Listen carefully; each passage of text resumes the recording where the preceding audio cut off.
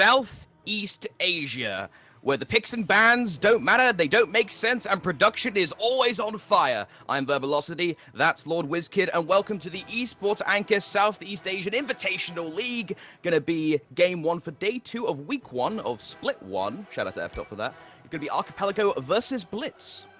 Yep, it is indeed, and Loki is going to be the first ban from Archipelago. So we need to talk a little bit about some of these picks and bans. They might seem a little bit different to what you normally see, and that's because both of these teams have some very interesting players on their own teams, which creates some very interesting metas coming out from them. Specifically, Blitz actually has a very good Loki player who actually plays Loki mid. So you really don't want to see him having Loki on that. So it's nice to see them sort of actually doing their work. On Archipelago as well, we see Dracula V, who has, again, a very interesting solo god pool. So it's interesting to see the Osiris ban. Could he be playing an actual solo this time around? I understand you're being polite. Let's be entirely honest here. The picks and bans and some of the possibilities that come out of it can just be absolutely insane. You know, if you remember back in Split 1, I should say, I called this Split 1. This is actually Split 2. Back in Split 1, the playoffs, there was some nutty stuff being done by Dracula. Attack speed, solo, Janus, proxy farm behind the tier 2 tower. That kind of thing. And Loki is, so many people in Southeast Asia seem to play him. So the first ban, not too surprising. Kernanos and Kepri, because of the unorthodox ban slipping through, these two gods and Susano getting through for Archipelago in picks, and Terra? That's, by normal definitions, I'd say, was heresy, but in Southeast Asia, that's somewhat typical. Yeah, and again, not only has Terra slipped through, we haven't seen the Ganesh. And Ganesh won't be picked up, and he most likely won't be banned. That's shocking. Especially considering yesterday, I believe we did see him, and he did perform pretty well, didn't he? We've certainly seen him in the SPL doing incredibly well, starting to teeter towards the side of maybe being strong, which is what everyone was expecting, but didn't actually see for the first weeks that he was allowed. Now people are getting some time to play him, but that doesn't matter. He's not in here. We've got Terra, we've got Sol, who we've rarely see coming out in competitive anymore, and we've got Chang'e, who is almost an old meta pick at this point. We used to see her a lot in the jungle, but after a couple of nerfs, she kind of teetered off. This could still be a Chang'e jungle. I wouldn't be surprised if it's Chang'e mid though, but Morrigan, Hebo, and Odin are all going to be banned out. Morrigan is a character that we saw yesterday during the viral Blitz sets, and Morrigan has the chance to wreak absolute havoc against a team that is disorganized. Archipelago, for those that don't know, came second during the playoffs, just behind Viral. And Blitz going to be going up against them. They're essentially having a faux run back against a team with a slightly different style. Instead of a lot of quad, that's a comeback.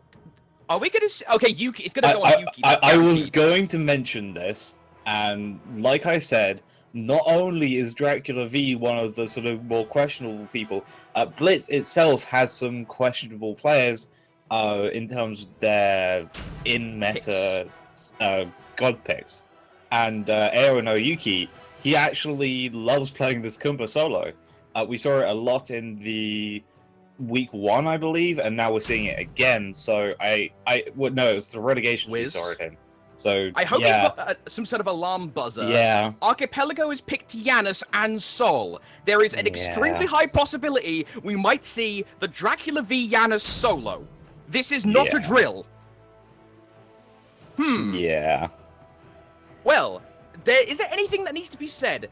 Hebo, Loki, Osiris, Hercules banned by Archipelago, Blitz banning out, a bit more sensible, Odin, Morrigan, Ratatoska, those are more target bans, and the picks are just wonderful. We're going to be heading into game in a couple of moments, so off of these picks here, Wiz, I'm going to make your job really hard. Who do you think's going to win game 1? Okay, well, I believe actually Blitz has the best looking team, in my opinion. It's still a bit questionable, but it is slightly better. But we know Archipelago has actually got this Janus split push down to a T. or probably a couple of portals is actually the better idea. Hey. So I'm pretty sure Archipelago should be able to take this game, especially as Blitz is not known as one of the best teams in Southeast Asia. They are like, this is compared to Archipelago, who is the second team. Like, they came in through Split 1. They were actually able to stay in, whereas Blitz has a couple of members that were actually no longer able to stay in. So they are definitely not the best team. It's just whether Archipelago is going to be as ridiculous as they can be sometimes. As you can see, Ninja Derp's already on half HP. Yeah, and at the same time, June Maisie took a decent bit, but of course, June Maisie has the Bombers plus Pots, and Ninja Dubs is, of course, Chonga, going to be able to heal that nice and quick. Now, Dracula V, very eccentric player, has gone full boots in the solo with Yanis, but to be fair, the amount of times in SCA competitive play we have seen his split push the tier 2 or proxy farm behind tier 2, and teams keep consistently falling for it. That shouldn't be. Like Viral, like Archipelago. That's gotta mean there's something to this, right?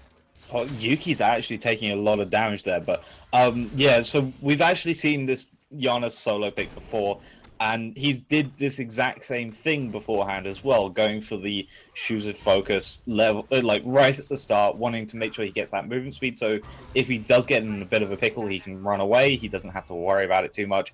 He's got a decent amount of movement speed with this threshold as well, which he just missed, and he's got a lot of damage. I mean, a lot of people don't really understand that 40 magical power is pretty good. If Hoxie gets away just in the nick of time, if Kirit was able to land a couple more shots or two and had his Ricochet back on cooldown, that would have been a dead Khepri. But speaking of dead things, Blitz will claim the first oracles of the match. Kirit, though, he's got to be extremely careful of the incoming ninja that doesn't have his ultimate quite yet, and because of that, the gank won't be a success, but it will do a good job in forcing Archipelago's duo lane back. Yeah, that could have actually been a lot worse because Bunny was quite low on HP. Jimmy Massey also in the middle, just trying to zone out Marquis, doing pretty successfully though. But now they're going to rotate into this dual lane potentially, and I'm not sure this could be a good idea. Looking for the red buff at least, now they're going to go to the purple. Little bit of a 3-on-2, gonna be 3-on-3 actually. 4 versus 3 here. He's gonna be Kira. The first blood goes down. Perfect target selection. Out of every target there, you go for the giant, immobile, semi-squishy beetle. Kira has had a bad time today and yesterday as well. It feels like teams are cottoning onto Blitz's style of lots of sustain and focusing around that Khepri Resurrect to pull people who like Ninja Derps and Yuki who get so aggressive back and are punishing that style accordingly. Yeah, well, the best thing about Khepri is he has some fantastic early clear. The Rising Dawn just does a ridiculous amount of damage. Combine it with the pull that you might be able to get level 2, or if you're looking to play a little bit safer, you can go for that route still. There's very strong ways to go around Khepri, but he does suffer this sort of... He just can't really move too well. He doesn't move around the map compared to how some of the others do. He very much likes to sit in lane, try not to help out, and it leaves him to be a little bit slower getting to level 5 sometimes. So if you don't have that revive as Khepri, you're actually at a huge disadvantage. You really need that sort of thing to be able to work in the middle of a team fight. And I am very worried about Blitz's comp in that sense of that they don't have a fantastic team fight. Their best thing is the Chongo ultimate, which you're not going to be able to get 2 or 3 of those normally without some setup. Dracula V taking a very aggressive movement path through, dips into Tower Home, an incoming nuclear launch detected. Alas, it will whiff on nothing. But back to your point, Wiz. Blitz has Hozzy the Kira's abduct. They've got the occasional meatball stun, but they've got nothing succinct that is guaranteed. They've got some stuff as well, like the Wild Hun ultimate from Kernanos, and they could maybe rely on some rotations from Yuki, but Archipelago definitely has the upper hand, at least in easy-to-land succinct CC, things like the Terror route into the Susano Tornado. It's a lot more low effort for much more reward. Blitz is going to have to work harder for their CC outside of the Chongo ultimate. Yeah, and even if Yuki does rotate, which actually looks like he's going to get caught out a little bit by the Stellar Burst there, Dracula V going to find a nice little portal. Ultimate going to come out from the Soul, and he's going to go into passive. Down he falls. Slicey is going to be able to take that second blood. But it looks like Oracles are being done by Marquis. Going to be a little bit risky here, Marquis. Going to have to move backwards a little bit. Hozzy giving him some support. Carrot with the bounce hits Marquis on the back foot. Ooh, that's going to give him a little bit of a warning message. Stay back. I will hit you anywhere on this map. I mean, it's a Huyi. You can almost be guaranteed that they will somehow be able to hit shots that you never thought that existed in your lifetime. So, the Emilito, it's known as. Yes, the Emilito indeed. Or the I can lose the entire season from this single game. But it looks like Ninja Dub's got to be careful in the mid here. Ninja Dub's down a half. He's got to put his dancing shoes on to get out, but unfortunately, the winds of fate will conspire to render him dead. 3-0 to Archipelago in the mid, and they're going to be looking for a Go Fury to put on top of the cake. Yeah, this also isn't a we're seeing the kills on a single target sort of we're going to get one person to stomp, and then if they die, that's going to be that. This is a very clear Archipelago are just dominating in a lot of lanes. The only one they're not completely dominating on is this solo lane, which Dracula V has actually just been altered. He's on about half HP, but he doesn't care. He's got easy ways to get away from Yuki. He doesn't have to worry about it. As soon as Yuki uses any of his CC, that's that. I mean, the route is definitely potent versus Dracula, but he's got to try and hit it first, which Dracula is just too fast, too furious to even touch. Yeah, combining the 7 business days wind-up time of the route and the evasiveness of Dracula V, and to an extent, he's a very confident player. Even if things don't start going his way, Dracula will get in your face. Start proxy farming your towers as Janus, because Janus is that bloody mobile, and because of that, Blitz is going to start losing a little bit of efficiency on the right-hand side of the map, which means some of their guys have to rotate over, and they won't be able to farm effectively because of it. Looks like a little bit of a fight might be squaring up, though. Yeah, speed buff is going to go the way of Archipelago. Nice Vulcan ultimate hits Jimmy Massey, but he doesn't have to worry. He's got a decent amount of HP. Terra's Blessing going to hit as well. Chonga ultimate going to come down. Finally, Jimmy Massey's going to fall to Marquis. But over on this dual lane side, Bunny's being attacked. Bunny gonna have to run away as fast as his little Hooflex can have him. Wild Hunt use only hits one target. He's gonna wish he used it 180 degrees behind him, because that would have saved him from being murdered by the combination of Archipelago's Hunter and mid lane rotation. Yeah, luckily though for Blitz, I don't think Archipelago can really do the gold jury here. Since the Suns were used, they could very easily blow it up using the Soul Ultimate, but there are too many members of Blitz nearby to really be able to do this safely.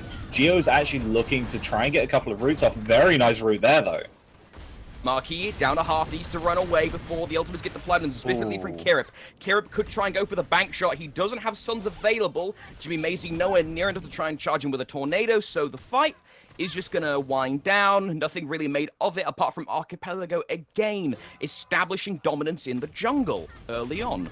Yeah, they are establishing dominance, but they're not looking for the win just yet. They're playing this very safely still, because they're not sure they can actually win this. Bunny, again, might be getting caught out here. Ricochet not going to be first going out. Actually, not going to land, but the nice clap hands is going to be able to hit Bunny.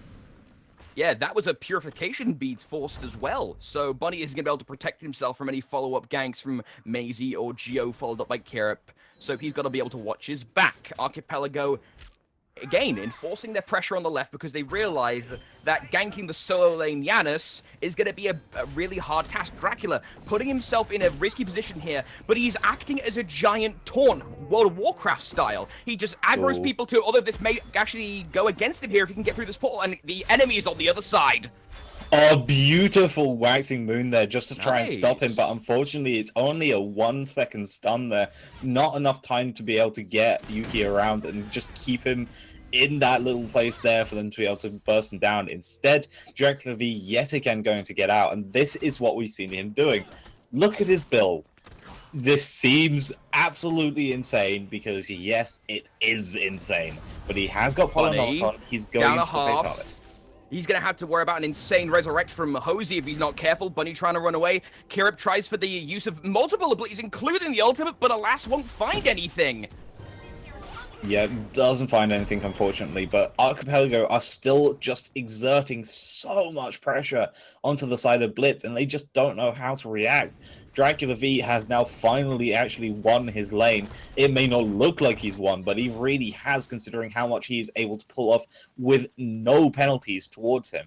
Again, there's another rotation coming towards his side. They know he doesn't have ultimate anymore. This could be pretty bad, but instead he's just going to go behind tier The 2. portal knowledge! This is one of the things you need to be able to pull off this kind of wacky as hell Janus. So, and now he's proxy farming. Here it is! You've got to know these portal spots to have as many backdoors and little windows of escape. And because of this, like we mentioned, pulling so many people towards him, Archipelago is going to be able to take the Gold Fury for free and force out Marky's ultimate as well. Yeah, Geo did actually have a little... It was a little close to Geo, though, but he does at least get out. But yeah, this is just looking very dominant for Archipelago in general. They're looking like a very good team to start off this split 2 with, so I'm quite excited to see how they can keep this up. Like, at this point, I wouldn't be surprised if the entire world just collapsed from how silly this game potentially could be going further into the... You know, we're almost 11 minutes in. We haven't even had a moment to look at the graphs here, Wiz. 9k XP, 5k gold. Archipelago is getting so much because Blitz is sending way too many people to deal with Dracula, but they have to send someone to deal with him, because if he just sits there and proxy farms, what can Yuki do? He can't get the requisite farm required. He's also even already taken out this tier 1 tower. We haven't even talked about this. This tier 1 tower in solo has been lost to the split plus Janus. This is what he does. And it's actually hilarious, but also kind of beautiful to watch at the same time. Portal Demon, though, is going to be going the way of Archipelago. They're now starting to take a few more risks, as Ninja Derps did actually just get caught out. And well, I know what you were saying about... That wasn't... Okay, that wasn't planned, I swear.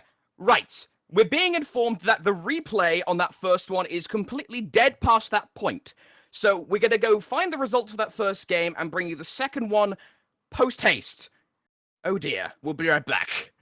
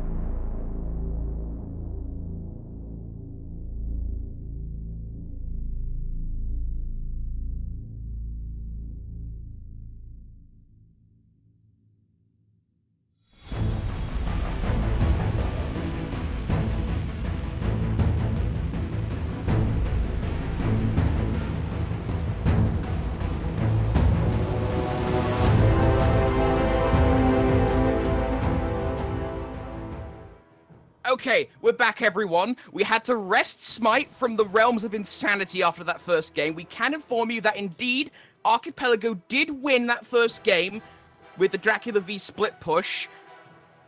Everyone take a drink and get ready for game 2 picks and bans. Yeah, unfortunately, we just had no, like, whatever happened, it just completely crashed. Like, all of us died at the exact same time. Apparently, production did know about this beforehand, so we at least were able to get this as a relatively quick transition for you guys. Thanks for telling me then, guys. I appreciate it. Luckily, though, we are into the second game already, and it looks like it's going to be a little bit difficult for Blitz to come back after that. It definitely looked like it was going to be quite a strong win from Archipelago. However, they were playing it very safe, I noticed.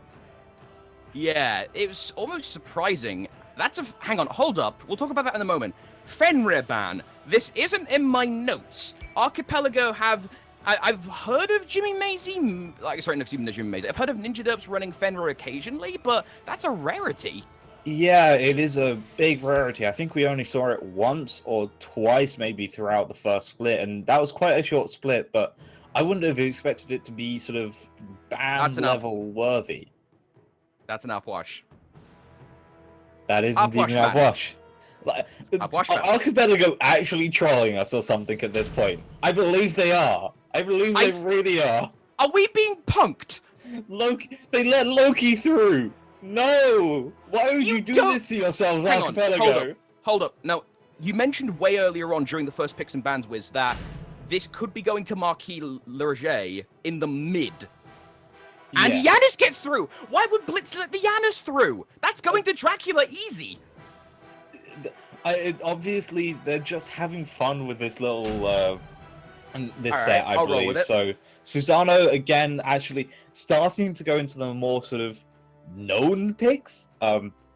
Archipelago did pretty well with that, so Jimmy Massey definitely worked pretty nicely there. However, this is still very confusing. Morrigan's now being hovered. We do see her jungle some of the time, but could also go to solo. We could see the Kiki Morrigan solo Ninja and back. Yuki both play that. Ninja and Yuki both play Morrigan, so keep that in mind.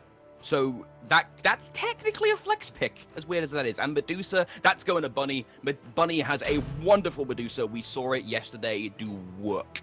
Yes, if you let Bunny sort of sit down and do what he wants, he can absolutely destroy in that ADC role. He has a fantastic little god pool, of which it doesn't look like he has anything surprising. Where's the Osiris going?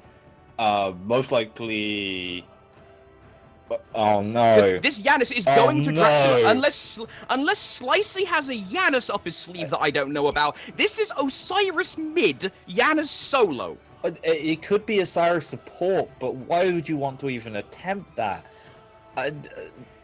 Good poke against the Loki. If he tries to jump you, you can slow him into oblivion. But then again, the Vanish gets rid of the slows, and that's an Anubis ban. Let's just disregard the bans, pretend they don't exist. Yeah, those bans do not exist apart from the side of Blitz. Those are relatively actually okay. But from what this looks like, we've actually had a swap in the meta in Southeast Asia, and that swap is the solos are in mid and the mid is in solo. So it could very well be Osiris and Loki. Hey, and that actually looks like, so, okay. Yeah, this looks like it definitely is an Osiris mid. Osiris mid, Hebo rearing his head. Hang on, so if this is this going to Yuki, or is Yuki taking the... There is 3 different gods here that could be played by Marquis Ninja or Yuki. We have 3 flex picks, technically. Yeah, like... There is a time where analysis just comes to an end, and I think that was last game. I'm just gonna leave at this point. There's just no analysis that I can do about this comp from Blitz. It is going to be funny, but it could actually work.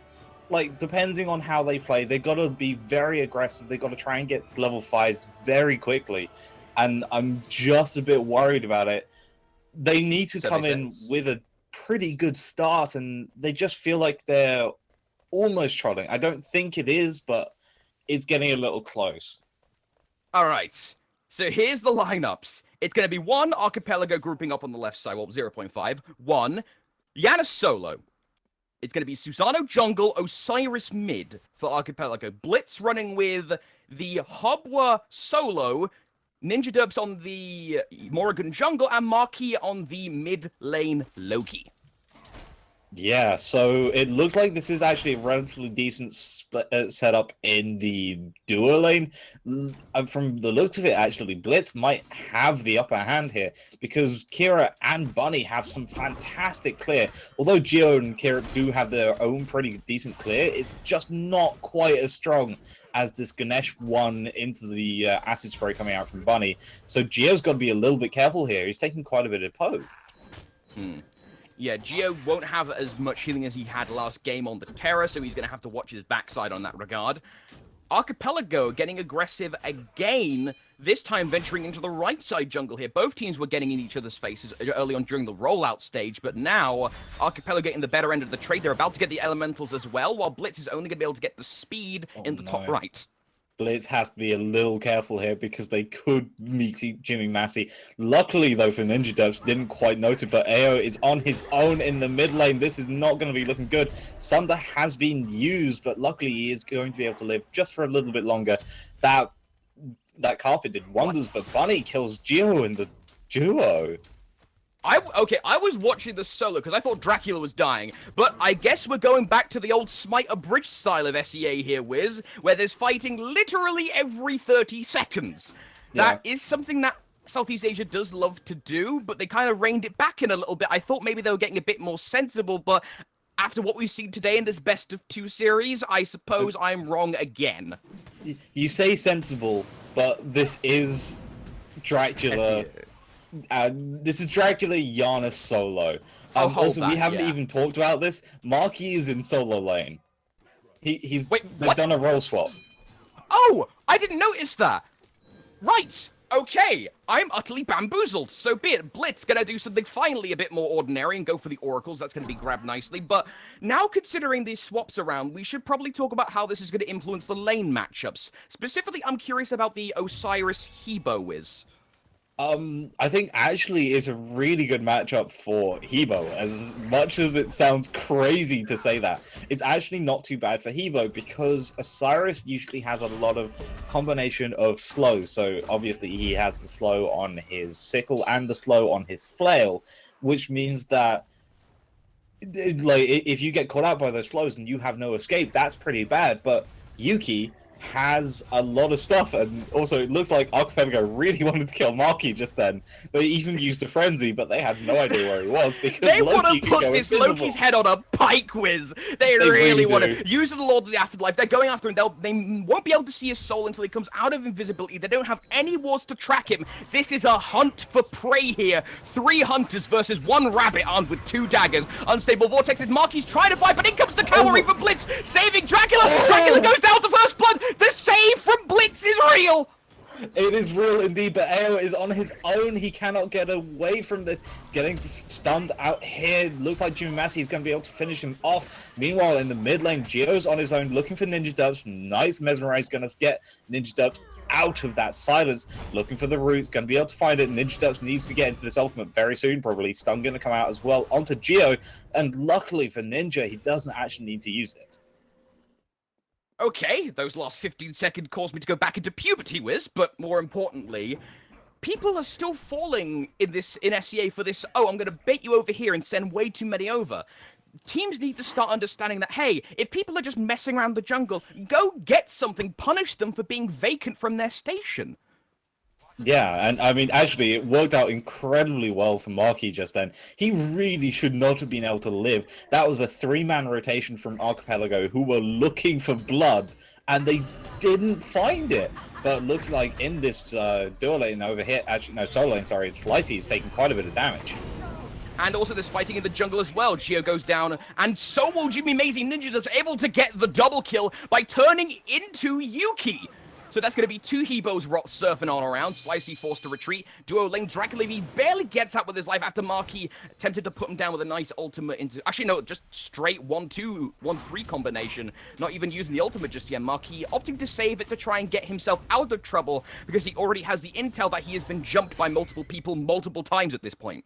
Oh no, Dracula V is on his own here. Marquis gonna be able to get that kill. That's just BM. Like, this is the problem with Morrigan. If someone tells you, okay, don't worry, Crushing Wave is down, you don't have to worry about it. Oh wait, no, that's the Morrigan. It's still up. Morrigan does a couple of things. 1, confuses casters. 2, can put you even more on the back foot in terms of your situational awareness as well. It's like, okay, I understand the cooldowns for 1 character, 2 characters, 3 characters, 4 characters. The 5th one gets a fresh ultimate cooldown when she transforms into any of the other 4, plus the other ones on your team too. So you could have these massive AoE ultimates come out of nowhere. Slicey taking a bit of punishment, but he's going to be able to get out scot-free with only about a third of his health gone. Yeah, luckily he is still this Osiris, which is quite a strong solo lane pick, even though he's in the mid lane. It's actually doing a little bit okay for him. He doesn't have to worry too much. He still has to be careful about taking a lot of damage, but he can tank a little bit more than your normal mid laner expects to. Meanwhile, though, Bunny actually did just take oracles for the side of Blitz, and I mean, we haven't even talked about this yet. This looks like a complete role reversal from that last game.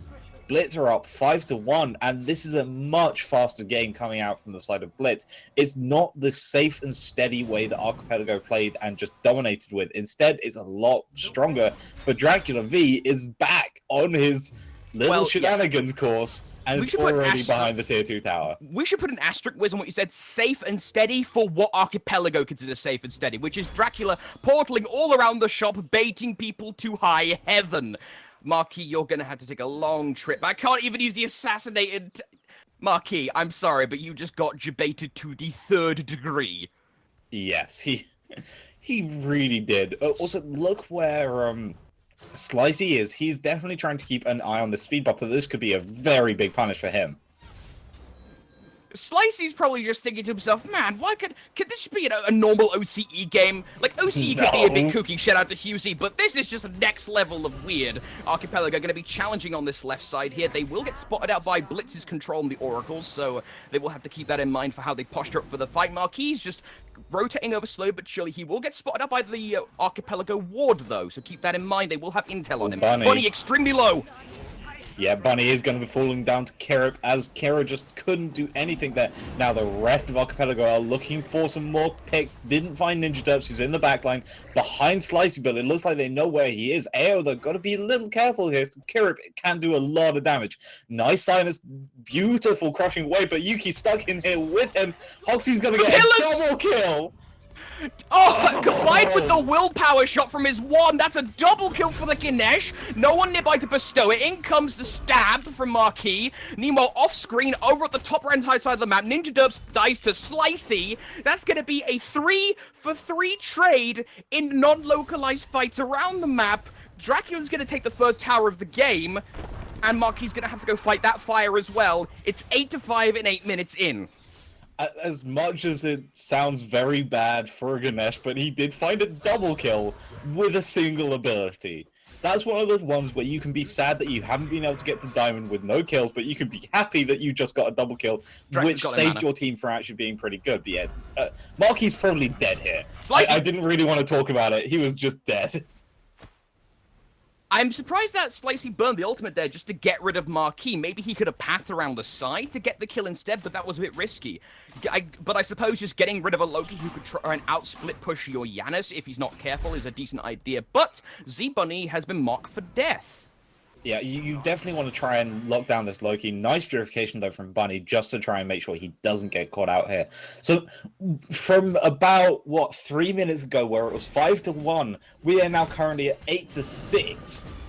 Still in favor of Blitz, but if we have a quick look at the graphs, you can see that the gold and XP difference is actually now finally back in favor of Archipelago. They've been slowly but surely winding this back, and this is what Archipelago do best. And yeah, as the asterisk says, it's slow and steady for what Archipelago do, but it is actually working. Solo lane, though, Dracula V forced to use ulti. Yep, he's going to have to use through time and space. That's going to be a big team transportation ability down and out for the time being. Meanwhile, there's a big old fight on the left side here, ultimate used by Yuki, but he gets hit with the tethers and slowed to die pillars by Hosey to try and protect him, but Surf's up, dude, you just got wiped out. Meanwhile, off-screen, Dracula goes down to Marquis. Archipelago got their pound of flesh. They're going to retreat and maybe attempt the Gold Fury as well. This could be possible. Bunny does have his ultimate, though. That could be pretty nasty. Although he has shown his hand. They know he's here, and the rest of Blitz are slowly going to be rotating over. Looks like they're going to call it off. Instead, try and focus Ninja Dubs, who is in a very bad spot right now. Yeah, Ninja Dubs is going to have to be a little bit wary. He will go down to the combined arms of Archipelago. Up goes Buddy. I thought it was Hosey that went up, but no, Buddy gets a hit with the anti-heal too, so he can't be healed by any sort of ability. He's going to be on the run, slithering away as fast as he possibly can, but the pull from Jimmy Macy is good, rendering Medusa dead. Yeah, indeed. Looks like Yuki's actually going to be meeting Slicey in the jungle here, taking a little bit of damage to Slicey, but there is a 2v1 going on. Nice stun. Yuki is going to be forced away a little bit longer. Maki is well recalling. This solo lane has just been interesting to watch. I've been keeping my eye on it while you've been casting, and these two are just fighting each other constantly.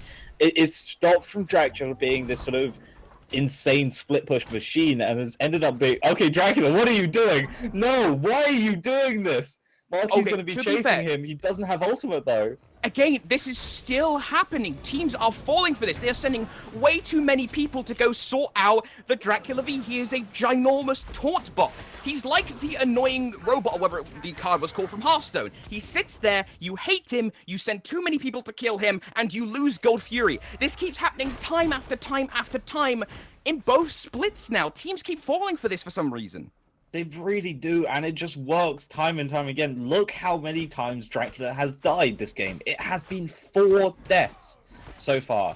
Yet still, Archipelago is actually doing so much work off of these deaths that it doesn't matter. Like, as soon as he dies, you still have the Gold Fury taken down, you have the Portal Demon potentially being tested, but Marky's starting that up right now. This could be a major thing, as it looks like no one on Archipelago even thinks it might be happening. So, meanwhile, it is going to end up with Blitz getting the Portal Demon. That's going to be a nice way to get themselves back into the fight, should they choose to re-engage after this initial fight coming up. But Archipelago's a little too spread out for Blitz to really go in for a full dive, so they'll play it safe and just sort of farm up in the mid, but they will lose the tier 1 in the duo side, courtesy of Kirip. Yep, so slowly but surely, again, Archipelago just taking these towers one by one. I mean, we don't actually usually get to look at the tower damage, but if we have a quick look at it, you can see that there's not much that's been happening, but it's been enough to actually keep Archipelago in the lead ever so slightly. There's been 2 towers taken down compared to absolutely none on the side of Blitz. They just haven't been able to get any sort of pressure like that off, which is insane considering you have a Loki who can split push, and you've got a pretty good damage as Bunny falls to Jimmy Massey over there. Yeah, he's going to go down, and Dracula V doing the old baiting run backs, and this time Blitz only sent 2 people, which is good. Dracula V now jumping into the base. Do I need to say anything else? Probably not. No, not really. Ninja Dubs in the mid lane, though, is going to get stunned. Actually, just gets away in time. That was, I think, a couple of milliseconds before he was going to get stunned. Slicey, though, diving into this tower, looking for it as Dracula V is recalling the backline. Yuki going to go up into the air. This is looking painful. Yep, that will result in him taking a good bit of damage. Geo forced to burn the beads. Shell was popped as well to give the rest of Archipelago a decent bit of protection. Yuki critical needs to where he doesn't get caught up by Slicey or Kirip. Yet he's going to get hit by the Spirit Flail and retreat with his tail between his legs. Blitz, though, at threat of being flanked on multiple sides by Archipelago. Marquis is hovering. He really wants to go in, trying to look for a kill. Not sure who he's going to be able to get, though. Geo is very low right now, but Marquis is nowhere near enough to be able to do it. Nice impale, not going to be enough to stop him, though. But Kirib is chasing him. Dracula B going to be able to get the kill on Marquis. Now, Kira actually getting a nice little stun onto Jimmy Massey. Bunny going to be dived in on, but only Kira is going to be hit by that ultimate from Osiris. There has been so much fighting in this game. Archipelago has still been able to find the occasional victory here or there and farm. Look at the grass. 6k XP, 3.7k gold. Back to the mid lane here. Geomazy critical gets taken out courtesy of the Petrify. Off screen, of course, Dracula split push to the left tower like he usually likes to do. Ninja. Back to the mid. Hosey incredibly low. Yuki being charged down by Geo there. Oh, The use no! of the Mez, but there's no follow because Ninja Jokes was distracting both Slicey and Kirip. Archipelago couldn't follow up on the initiation. Blitz finally call out that, hey, you're losing your towers. Slicey goes down to Ninja Dips. In the meantime, can we stop fighting, please, to do some analysis? No, not at all. Poor Ninja Derps, though, transformed into Loki, was looking for a kill. Unfortunately, somehow managed to field goal the ultimate between both Slicey and Dracula V. That was incredibly unfortunate for him, but luckily it's still forcing enough. But now Dracula V might get called out here. Ninja Derps is right next to him. Actually, Ninja Derps getting turned on. Oh, the combo! The combo! Oh, and also, actually, little thing there, Ninja Doves could have actually died still, but the beautiful confusion there actually meant the clone was left, so it was all the Dracula V could hit. So no matter what, Ninja Doves is going to be able to get out. That was absolutely fantastic, and tiny little play. You might think it was just random luck, and it probably is, but still, I'm going to comment on it anyway. Stun from Morrigan into Assassinate equals Dracula is tilting off the face of the earth. He might actually go to the other side of the planet and join North America. Archipelago are starting to lose their grip a little bit now on the early Blitzkrieg confidence advantage they had early on. Bunny, duo lane, gonna be 1 versus 1, and Kirip getting the worst end of that deal. Petrify gonna be used, will successfully hit Kirip during the jump. Multiple relics being popped unnecessarily for Kirip. Could have just done one or the other. Decides to use both, but will get Z-Bunny successfully. Right side here, like he called out. Jimmy Mazy incredibly low. Gonna be a 2 versus 3, maybe a 3 versus 3 if Marquis can join the party. Mazy trying to dip, dash, juke, and dive. Gonna get away courtesy of the ultimate from Geo, which will eliminate Yuki. Yeah, now Marky's here as well, looking for a little bit of poke out. Kira just needs to get out of this. He's not going to be able to do too much. He's using the protections just to try and keep him alive a little bit longer, but just the Osiris damage is slowly coming through. Luckily, though, he is going to be able to get out as Dracula V uses the ultimate to come back through, yet no one is going to get hit by it. Oh, Marquis. Marquis, and you're a low-key, but every Smite player wants your head on a spike. Pops the Assassinate as a final little act of, rebellion, but alas, he will be put down by the Archipelago core. Meanwhile, over in the side of Goldury, Archipelago actually taking out Kirip and Massey going to be the ones taking that. Ninja Derps is on his own again on this side. Ninja actually forced to go into Loki. Still going to get hit by Dracula. He's got to be careful here. Going to be using the ultimate. Nice portal though to keep Dracula alive a little bit longer, but it's not going to be enough. Geo though does finish off Ninja Derps, looking for what he can. Osiris doing a decent bit of damage, but he doesn't have his ultimate anymore, I do not believe. Now Geo as well, got to try and get away from this. Nice slow is actually going to destroy Geo, going to put him into the passive form, and that's going to be a kill going to Yuki. Nice again. Like, Ganesh is just looking for this kill so hard, and Osiris does not have his ultimate yet. This probably should be another kill going to the way of Yuki. Yuki, speaking of the devil, now going to be on the back foot, being chased by Jimmy Mazy. Cyclone used. It will kill, setting up Kirip for a final spear to the back. While all of this fighting has been going on, a couple things I've noticed here, Wiz. 1, Bunny, going to claim the tier 1 on the left side on the Chaos side of the map. 2, Archipelago has been making these fights happen so often on the southern Order side of the map. They have been able to send 1 or 2 guys to go solo the Gold Fury so much. Look at the graphs here, Wiz. They are so far in Archipelago's favor, and that shows in the level disparities too. They are in favor of Archipelago, but it doesn't feel like they are that much in favor. Archipelago are definitely winning little fights as Bunny finally gets caught out at the tier 2 tower, staying a little too long. But yeah, Archipelago are very far ahead, but it just doesn't feel like it. It feels like Blitz is actually taking this fight to them, which is insane considering how much they should not be doing this. Most of this lead is actually in the gold furies and in the towers. There is only 1 tower left on the side of Blitz. That's that tier 2 tower in the mid lane. Meanwhile, there are still another 5 for Blitz to take. Yeah, Blitz will get another one on the... Make that 4, lol. Because the tier 1 on the right side just got eliminated. Dracula farming up the jungle. He's level 18, but keep an eye on Marquis. Again, getting a little bit too far up. Gets taken out. Lower side of the map here. Up goes Yuki. Down he comes in a one-bow combo from Archipelago. Will kill off He-Bo. Hosey needs to run. Ganesh can only really do so much here. Blitz are now starting to make some key mistakes in just understanding that, okay, I'm going to use my one swear here, Wiz. This game is kind of pants on head retarded. But you can't start giving the enemy free kills just by getting too far ahead. Archipelago have been guilty of that a few times, but they can be guilty of it because they have a faster moving comp. Dracula gotta be careful here, just use the portal. So this should be a nice kill. Bunny gonna be able to take that, but the portal demon did go the way of Archipelago. Rather than looking for the fire giant though, instead they might be looking to finally take out this last tower in the mid lane. Instead, fire giant has actually been started up by Kirip, so that is probably going to be the call. Yet, Ninja Derps is around. This could be a possible steal if he goes into the Hebo ultimate. Instead though, he's spotted Slicey and doesn't really want to get too near. Yeah. And back on to what we were initially saying as well, Wiz, just to finish that off, because Blitz were giving so many kills staggered, that gives Archipelago the Fire Giant and the opportunity to get it. Marquis going in without the backup will result in him getting CC'd to death. Yugi tries for the ultimate, will find absolutely nothing. Geo pops his beast to try and help him, but Slicey might be rendered dead here from Blitz. No, he gets out with just a sliver of health. Fantastic ultimate there, just to be able to get him to escape. Kirip as well, very low on HP. It looks like Ninja Dubs is going to be able to find Slicey using the Aloki ultimate to finish him off. Kirip, though, very low himself, looking for whatever he can, but it's not going to be enough. Yuki, though, didn't actually quite find that knock-up onto Jolsky, or it might... No, actually, it was a Stone of Gaia. Never mind. I was thinking that looked a little bit strange, but Dracula in the mid lane is still doing his split push Yana strat, and it is going to work because they cannot deal with this. They cannot go back. Now, Ninja Dust might actually be finished off by Matty here, just misses the stun, and that is that for Ninja. I don't think he can get out of this.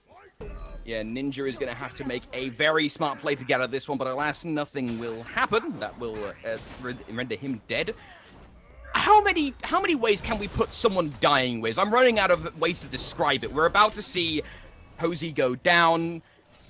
There's got to be a point where the fighting stops and one of these teams realizes, or sorry, I should probably say this correctly. Blitz realizes that we need to stop and get some farm because we are slipping behind at a very fast rate. Yeah, they definitely are. They need to be able to try and find this, but where can they go find this? Most of the stuff that they can try and do to be able to get the gold and XP slightly back in their favor, things like gold fury or buffs or towers, they're just so far away for Blitz. It feels like Marquis is just hovering around Gold Fury. He's noticed the oracles have finished. He might have spotted the fact that Gold Fury has come up, but Dracula V is looking for Marquis. He knows exactly where he is. He wants to try and shut him down. I believe there's also a mystical mail on the side of Archipelago, so they can keep on chasing him potentially. But Marquis is finally going to get caught out by Slicey. Nice blink as well, but Maxi's going to go there. Another ultimate used as well, but looks like Marquis is still on his own here. Yeah, Marquis won't be able to do too much to actually prevent Archipelago from obtaining the Gold Fury. That's going to go their way and send their lead just plummeting downwards, and Blitz might be having their player count plummeting downwards if they're not careful. Frenzy deployed by Archipelago. Where's the follow-up? Many ultimates completely with, including the crucial the crucial Cyclone Dharmic Pillars deployed by Hosey to try and prevent Archipelago from charging, but it's too little, too late. Archipelago get the double. They're looking for the triple onto Hosey. It will most likely be successful. Yes, it will. Meanwhile, right side of the map, Bunny is going to be squaring off against Geo, and the Medusa is losing to the combo. What the hell? Yep, definitely is. He doesn't actually have any lifesteal, so he can't actually try and keep on fighting this. So this is probably going to be a kill. Matty, actually no, Geo is going to take it. Wanted to get the proper solo kill there, and Matty just stood there knowing that was going to be the case. Marquis as well, falling to Kirip. This is looking like it's lights out for the side of Blitz. They've got 10 seconds until a couple of them are up, but this is just not going to be enough. I don't think Yuki is going to be able to get a penta here and try and actually keep this alive. They're going to do what they can. Actually, looks like Archipelago is going to play it a little safer than they might have been able to. Just going to recall Dracula V, actually. Little close lazy backing there. And now we have hopefully a moment of reprieve to actually discuss a little bit about the items and the way the match is going. Shogun's Kusari has been picked up by Slicey. He wants to amplify the damage that not only Jimmy and Kirip are doing, because Kirip's gone for the very power pen style on her, but he's also going to, speaking of Slicey, we'll talk about in a moment, he's being assaulted here by Ninja Dubs. Ninja Dubs going all the way in, goes for the assassinate. This might be successful. Is the bleed good? No, the reduction, stop it. But Ninja Dubs pops the beat. He's going fully in. Yeah, he really wants to try and finish this off, but it's not going to happen. Massey is going to finish him off with that Cyclone, wanting to make sure he definitely gets rid of that Morrigan, because the faster you can get rid of him, the better it is. Although Dracula on his own versus two of them, beautiful portal though. Marky's very low on HP, he's already used his ultimate. Bunny is going to fall before the Petrify actually hits him. Yuki's trying to chase around, finally going to get Dracula V, but Massey on his own, looking for what he can. Nothing's going to happen. And instead, Gio is just going to do what he can to stop these guys from actually going to where they want. Archipelago now have full control over the map. It has been a rather rocky time to actually get to that point, but Archipelago have been able to get there. 10 kills up on Blitz, and they're going to be considering what their next move is. They've got a couple of options. They've already got one Phoenix down on Blitz's side of the map. Archipelago could probably shape up to go for a second, or maybe even just go for the straight-up Titan if they can get a wipe onto Blitz, which is looking likely.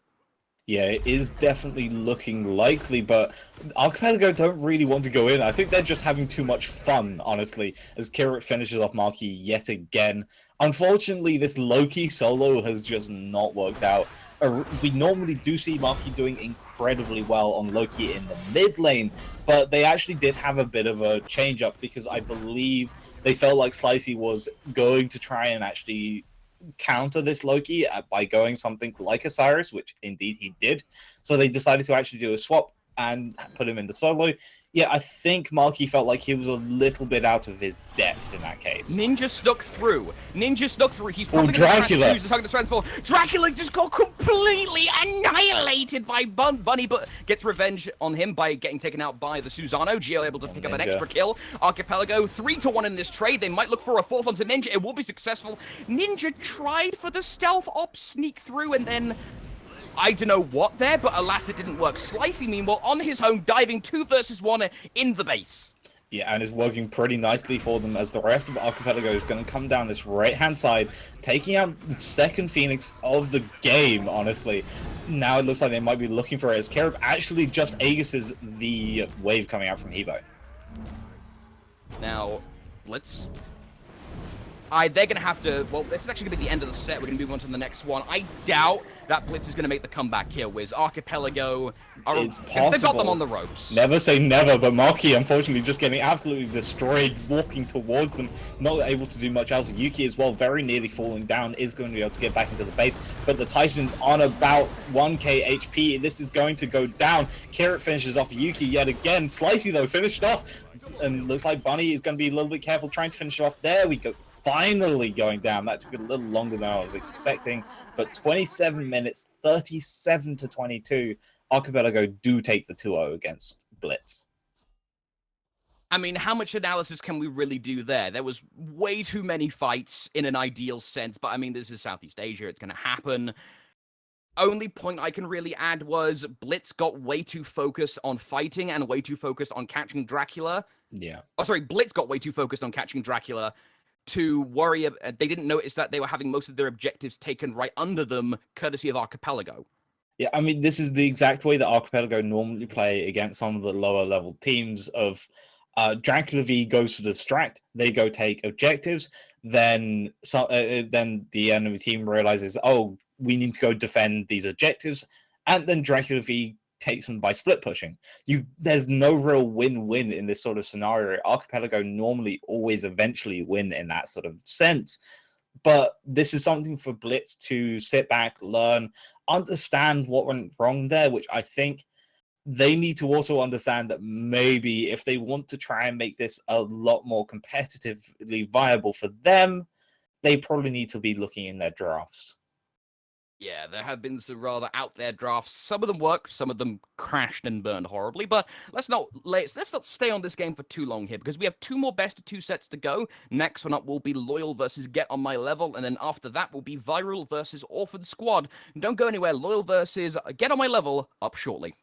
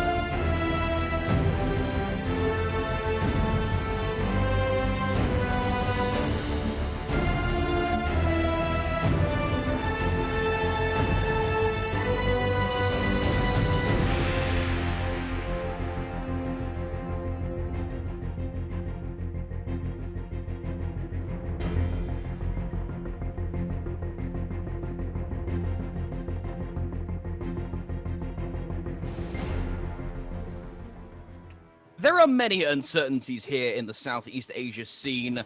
What was that entire first game we watched? Why has Lord WizKid's microphone decided to have a giant tantrum? Why? There are so many questions, but one thing we will be absolutely assured of is that this game will be a lot more sensible. It's going to be Get On My Level versus Team Loyal, and you may recognize some of the players on Get On My Level. Yeah, so back on that first set, I do want to just stress that this is an asymmetrical sort of style of gameplay. You don't normally see that from a lot of the Southeast Asia pro teams. Like, normally they're playing pretty much on the North American European meta, and we're probably going to see that a lot more. But as you said, there are definitely some names that you might remember, especially on Get On My Level. Maker White, originally known as Maker, is actually a very famous Chinese pro player from when China actually had quite a decent scene. So, if you've subbed to the Twitch channel in the past, the High-Res TV Twitch channel, as we're going to see the Kernos band come in, you may have two particular emotes. You may have the one for Doge is Doge, and then you may have the one for Oh My God. Those two will be rather appropriate here, because then there's also the other one, Karina, used to be known as Abeling, who's the jungler. So maybe Team Loyal decides to go for a different style considering the players. There is something to keep in mind. This has happened twice now in 2 games in this split. Ashu was subbed in. Oh, sorry, not Ashu, excuse me. Trevolo has subbed in for Katarina. We're not sure why, but something to keep in mind, we won't see both of the players from the Chinese scene from old SWC, but Trevolo is still absolutely lethal, which is why we're seeing the Susano ban and the Erlong Shen bans from Loyal. Yeah, speaking of subs, we also see Waffles, who originally we didn't actually believe was going to be on the roster yet. We've seen yet again another week where he's subbed in. Whether these are actually now considered permanent, we'll have to see. But yeah, we've gotten through quite a lot of the picks here. So Kernos, Osiris, and Ao Kwong on the side to Get On My Level. As I said, it's very much a EU sort of NA meta. So they take the best of both worlds and really create their own sort of quite quick meta. But Osiris, we saw Get On My Level on this last week, and he actually did pretty well with it. Yeah, he had a decent game out of it. It wasn't something that blew the roof off, but it definitely established his name as, hey, you need to be able to keep an eye on him with this god. And picking the Ao Kwong as Kepri, also extremely useful. Toth getting through the bans for the first time today. That is assuredly going on to Cammy. You may remember Cammy's name. Loyal is a team which they competed for a while. Actually, I believe we might need to check with production, because I believe the names are the wrong way around. Really? I think unfortunately it looks like the names have been swapped, sadly. So it is actually so Loyal has Kernos, Osiris, and Ao Kwong, and they are going to be on the Order side. No, they will be on the Chaos side. Am I?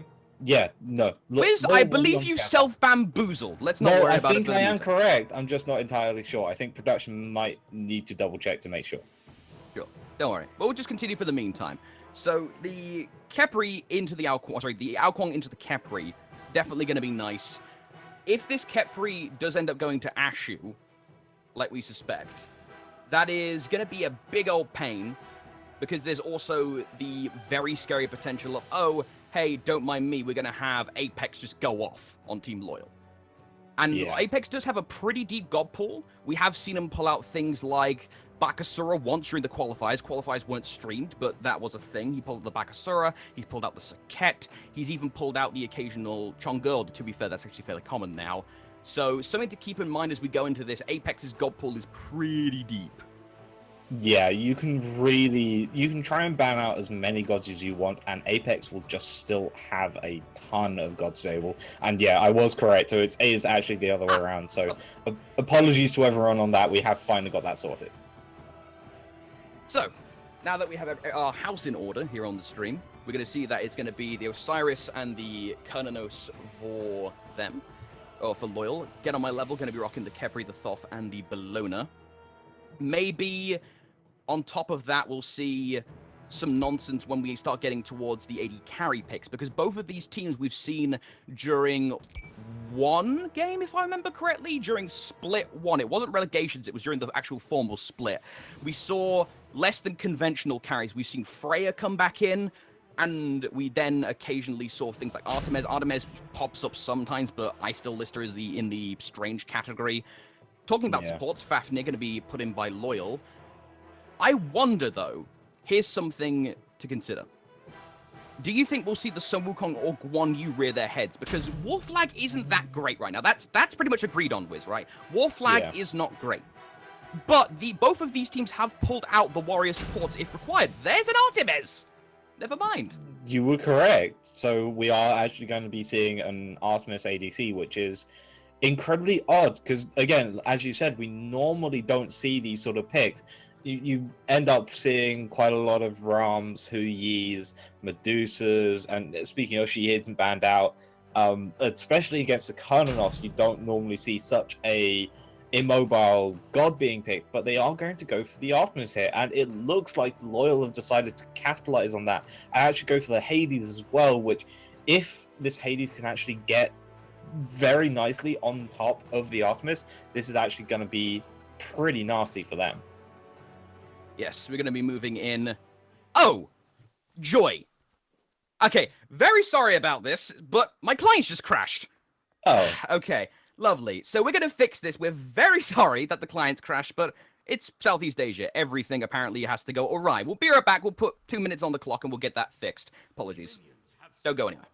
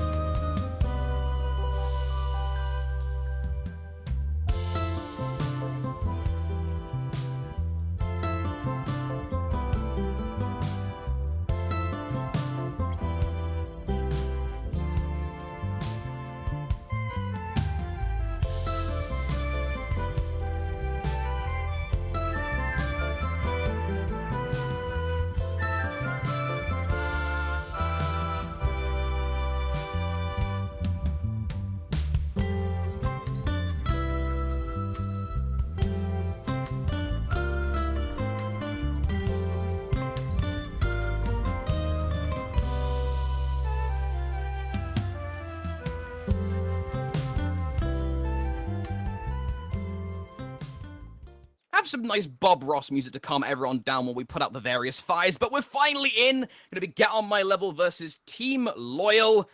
and everything is all nice and spiffy with the picks and bans. Apologies that everything kind of went, ships up there, but for some reason my client crashed as well as the picks and bans, so that's why my head wasn't squarely on my shoulders.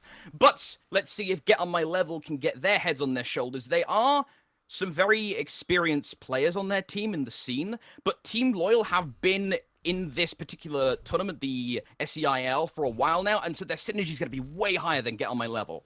But then again, these players have not been working together, so their synergy may not be as accurate. But interesting little start coming out from Get On My Level here. You can actually see the red buff being started off by them rather than going into the lane. They knew that they weren't going to be able to win this lane because, again, who do you think you are if you're going to win a lane versus a Kononos and Fafnir? Instead, they're going to play it safe, take out this red buff, and try and get to lane themselves. However, did take a little bit of an aggressive path there, trying to take it out. Luckily, though, looks like Loyal is going to be able to get this pub buff, but Kepri is actually already in the mid lane. Yeah, he wants to go assist his fellow mid laner, Ringo. Little story about Ringo. We saw him once or twice during qualifiers, and I think he was a sub, actually, during the split 1, and he pulled off some amazing snipes. Bill needs to be wary he doesn't get poked out too much, because Hades, while he can heal dramatically, needs to get in the way first to do it. If he's too weak, he gets blown up immediately. Yeah, there was actually a little bit of time with Get On My Level where they were just like, did he just dash? And then they finally decided to actually try and punish it. But Bill is still going to be pretty okay. You're a Hades, you've got a lot of HP, and you've also got a lot of healing in that 3, so expect him to be a little bit more aggressive than you normally see in mid laners, but still a little bit more careful than he might be thinking he has to be. Team Loyal have a decent shot at going for objective control. Loyal, they came in a decent place during relegations. They are very good at ganking specific targets when they get overextended, like Exhibit A. Maker didn't have any wall coverage and was an Artemis who got completely baited in by Cammy. Pulled the old wounded Kerner no sack. That's going to be a first blood going onto the Ao Kwong. Last person you want first blood gold getting onto if you're the side of Get On My Level right now. Yeah, really a little bit unfortunate for the side of Get On My Level, but it was, as I was saying, you don't normally see such an immobile ADC versus a team comp, especially one like Loyal's. You do at least have that CC immunity from the boar as soon as you go into the ultimate, if you do get low enough for Apex to try and actually pick you up. But still, you've got to deal with the boar, you still got to deal with the Kononos ultimate, you still got to deal with trying to get away from a Fafnir who does a ridiculous amount of damage if you can't escape and just try to 1v1 him. We're probably going to expect to see some lifesteal on Maker pretty quickly, because otherwise he's going to struggle in this early matchup, especially as he is on his own. You can see that actually Waffles has been around in this sort of duo lane pretty consistently, only finally just rotating into the mid lane, really. Meanwhile, Ashu has sort of never left Ringo's side at this point. Yeah, that's going to have upsides and downsides. Of course, that will diminish the farm that Ringo gets, but that's going to give Ashu a little bit more room to work with. He hasn't got his boots yet, so he can't do the fast rotations that maybe he would want to, so sticking with someone who can cover him and he can split the farm with is going to alleviate some of those troubles. Right side here, Get On My Level, speaking, the actual player, not the team Get On My Level, is going to be at risk of getting ganked by Apex again. Loyal punishing Get On My Level heavily where they can, but alas, because it's Bellona and the auto attack mitigations on her 1, nothing really too big comes out of it. Well, another big thing as well is Bellona actually has blocked. A lot of people forget about her block stacks, but it's actually a really interesting little ability if you actually read it. So she dashes forward, dealing damage, and also she gains a stack of block for each enemy got hit. Then that block, it works exactly like Athena's, of that it absorbs a single basic attack. That doesn't sound like it's a huge deal, especially something against someone like an Osiris, but against an Ao Kwong, that actually absorbs a lot more damage than you normally think, because you're normally trying to actually use the dragons to actually get some extra damage going off, and instead it's already nicely here. He should be relatively safe in this solo lane, but looks like Loyal are going to go for these oracles and have a 4-man rotation for them. Yeah, they're going to grab that. Keep the vision so they can keep an eye on specifically Trevor. Those ganks are going to be lethal, and Ashu loves that rotationary heavy support style, which is in vogue. So keep an eye on that. But we should talk about the opposing solo laner to get on my level here, Wiz. Sir Eclipse, he doesn't have any relics. Actually, no, scratch that. Ashu might not have any health if he's... No, okay. Apex moves backwards, he recognizes the threat, but back onto Sir Eclipse. Sir Eclipse is running the no relic strat. Well, now, he does have a relic. Well, he used to be. Now he's not. He just picked it up. So the reason for that is, in SEA, because things can get so unconventional, to put it politely, you need to be very, very flexible. So some solo laners, and exclusively the solo laners, Yuki does this a fair bit as well for Blitz, will opt to just go no relics until about 5 minutes or 4 minutes, and then decide to do it from there. Get on my level, though, gets away with just a bit of HP. No! The execute's good, it hits! Yeah, when you say just a bit of HP, it's got to be a bit more than 30% HP. Otherwise, the Ao Kuang will be able to do an execute. It's a fantastic little kill coming out from the side of Team Law, getting another extra little bit of gold on their side. We're 5 minutes in. This has actually been a relatively slow game, especially compared to that last set that we saw. And yet, there's still about 1,000 gold lead. But Bill, got to be careful here, is getting pulled in. A little bit of protection there from the Thoth snipe, but there's only so much BHK can really do. So Ashu pops the ult on himself there. He probably should have saved that for Trevor. Maybe Ashu's feeling a little bit trigger happy or nervous. Trevor now is not going to have any fantastic protection. Zhao QQ transforming into the dragon. Thinking good jumping potential. Over in the mid, Ringo tried to dash away from Apex, but Apex able to follow up for the kill. Yeah, unfortunately for Waffles, he didn't really predict just how fast Trevolo is going to be. He's already got boots online, and he did have the speed buffer. It's only just worn off. So as soon as he went into that dragon form, you can see just how much it hurts being rooted into place while going into that form. Apex now, gonna get away from Get On My Level. Get him. Actually, something to pay attention to. Maker White consistently is getting so aggressive against Cammy. Not able to finish him off, though, and it's leaving Maker so exposed every time. Yeah, Waffles has just rotated over and tried to do what he could to get a kill onto Maker. Unfortunately, not going to happen, but Bill HK is actually rotated onto this duo lane. I think Maker knows about it. Yeah, he did walk over a reward. So luckily for Maker, he's not going to go that aggressive. But you do have to be careful in this sort of sense, and Maker is sitting comfortably and being quite aggressive against Kurnos, which I'm very surprised to see, especially with an Ao Kuang in the jungle as well. Ringo getting dove on by BHK. Bill HK has been doing a good job trying to keep pressure on the mid as much as he can between multiple rotations from Get On My Level, the team, not the solo laner. Loyal are taking advantage though of the time that they have in the jungle because Ashu can only do so much early on because of Akebri. They're taking the oracles consistently out from underneath Trevolo and Ringo. They're also taking control of the mid camps quite fairly frequently as well. So Get On My Level has to start searching further afield for the free farm. We might see a big fight coming on here. Colonel's ultimate is used. Bill HK going to find a beautiful ultimate onto Ashu. Trying to get the ultimate. Unfortunately, Ringo was a little too close.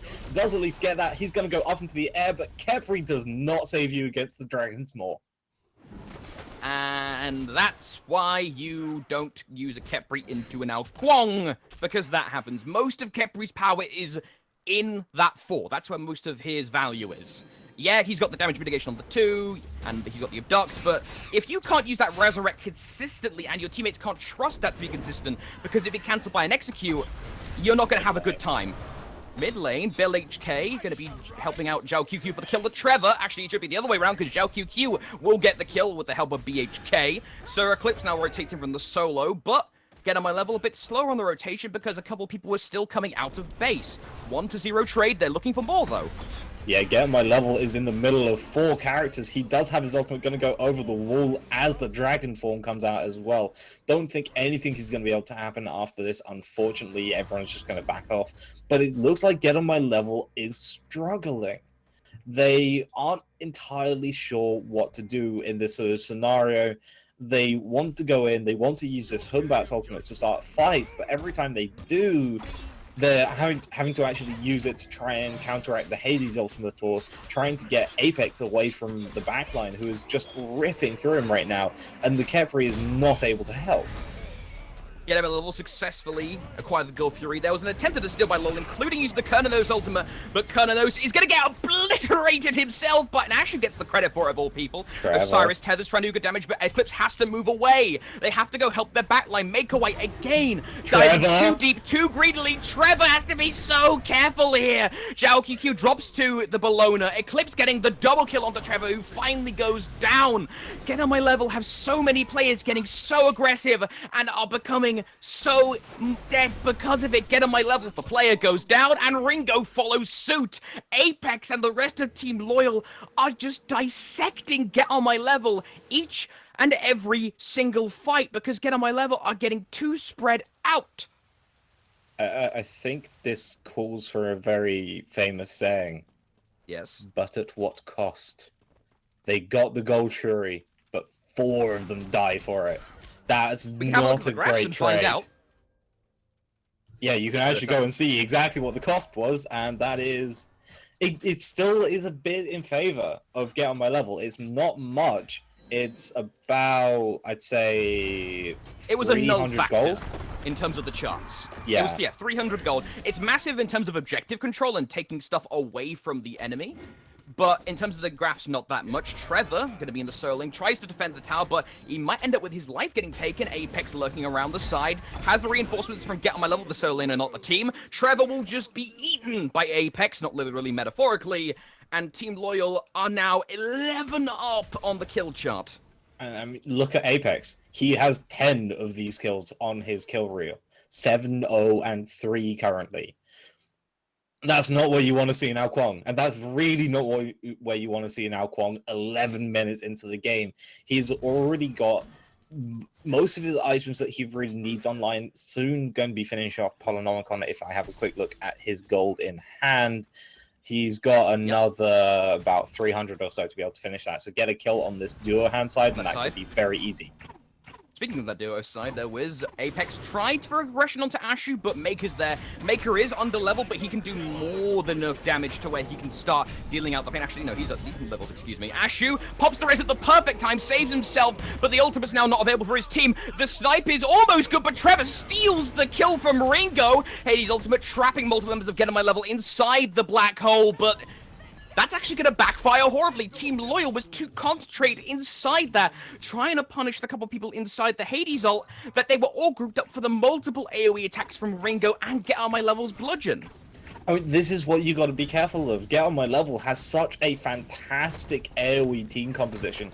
You do have the Tusky, which although is single target, technically you can really easily make that AoE if you're all right next to each other. Get on my level as well. Bludgeon doesn't seem fantastic, but as Solar Eclipse finishes off Ringo in the mid lane, I think he took tower aggro, and that was a bit of a problem. But yeah, Bludgeon, again, doesn't look like an amazing team fight ability, but as soon as you realize if they get too close, that slam damage increases by 25% per enemy god hit. You can get up to 100% hit if they're all right next to each other, which is actually surprisingly easy if they let you do it. Yeah, there have been times in other competitive moments where players will group up for better or for worse. You saw Baskin 1 versus 4 during the whole Envy Saw thing way back. This version was one of the biggest reasons why he could 1 versus 4. We've even seen at SEA a couple of moments where Yuki, the one time he played Bologna, was able to do a 3 versus 1 because of the stacking damage. That stacking damage is deceptive, but oh so effective if you're not paying attention. Yeah, you've got to be incredibly careful about that. And in general, you've got the Humbat's ultimate, you've got the Thoth ultimate. If anybody on the side of Team Loyal gets caught out next to each other, they are going to be punished incredibly hard. But in the same way, if Get on my level gets caught out like he is right now, and the rest of his team get caught out like that, it could be big problems for them. Having to use that Evil Tyranny like that to escape is not something you want to see, especially as Portal Demon is available and Gold Furies are pretty soon afterwards as well. So Loyal, able to hold in nicely in the game. 14 minutes in, they're going to be looking for the Portal Demon. Get on my level, struggling to get off to a head start. They can't seem to find the synergy in these fights. Let's see if they can rectify it here. Multiple to being the point, but the key one is the Finno Evil on top of it. Snipe does good damage, but it doesn't actually kill Ringo, able to fire for a huge cannon shot. But Team Loyal are too tanky. They can just eat the damage, soak it like a sponge, and then just murder the opposition because they have them all so centralized. And then, of course, the Ringer, Apex can just come in and murder the squishy backliners when they're too far away from the rest of the herd. Yeah, speaking of the squishy backliners, Trevorlow actually going to be focused by Apex. Now, actually, it looks like he might be going for Ashu, but he is going to try and 1v3, it seems, like, eventually deciding to use the Water Illusion away. Tier 1 tower is going to fall. The Portal Demon has definitely gone the way of Team Loyal, and Apex finding Maker in the side. Going to avoid Tusky there. Unfortunately for Maker, didn't actually realize how bad that was going to be, and he's going to be able to get away Water Illusion just to secure the escape. See, there was way too many whiffs in that fight. The Tusky whiff, there was the whole ring around the one part of the map. Cammy going in hard on his own, really wants to get the kill for Apex, but goes in himself. Now Loyal's doing the same mistake Get On My Level did early on, Wiz. They're sending people in on their own who can't get the job done, for better or for worse, in some cases. And because of that, Team Loyal is starting to sacrifice some of their momentum. Not necessarily the lead. They're still very far ahead in terms of golden XP. But they're sacrificing the heavy momentum and the pace. Now Get On My Level, as we can see, they can start scouting out, placing wards, when before they had to stay in a turtle mode because Team Loyal was applying the pressure so frequently. Gold Fury has actually been started by Get On My Level, and this could be very bad. You can see a TP coming in from Get On My Level himself, but Waffles is here. He's going to try and do what he can. Gold Fury is going to go to Get On My Level, and Apex is in the middle of them. Water Illusion is going to come out, and looked like a lot of damage coming onto the side of Get On My Level. The ult again from Bill is good, pulls in two members who are already weakened from Sir Eclipse's Order of the Afterlife, will secure the kill. Apex, Trevor juking it out, jungler on jungler violence. Get On My Level trying to survive here. 1 versus 5, but this isn't going to look good for him. Get On My Level is going to lose a third player again. Team Loyal are now getting to that point where they can get really comfortable. We've seen it before. Apex. Oh, Ringo. Oh, Apex, you gotta get a bit close there, mate. Just a little bit closer. This tier 2 tower is going to fall down again to Team Loyal. This is what Get On My Level need to be careful of. Bill is actually doing a fantastic job in this Hades. He may only look like he's 3-2 and 8, but actually his entire team fight Hades Ultimate that's been coming out has actually been winning Loyal team fight after team fight. It's actually insane. Just putting them in the worst position possible, combo it with Apex just absolutely coming through and destroying everything, using the balls as well on top of it, using the Waffles as ultimate as well. You're just not going to be able to get out of that alive most of the time, and unfortunately for Get On My Level, they just keep on getting caught out by it, and they don't have any way to answer back, because most of the time Trevor is actually using his jump to dive in rather than using it to sort of like try and position himself correctly.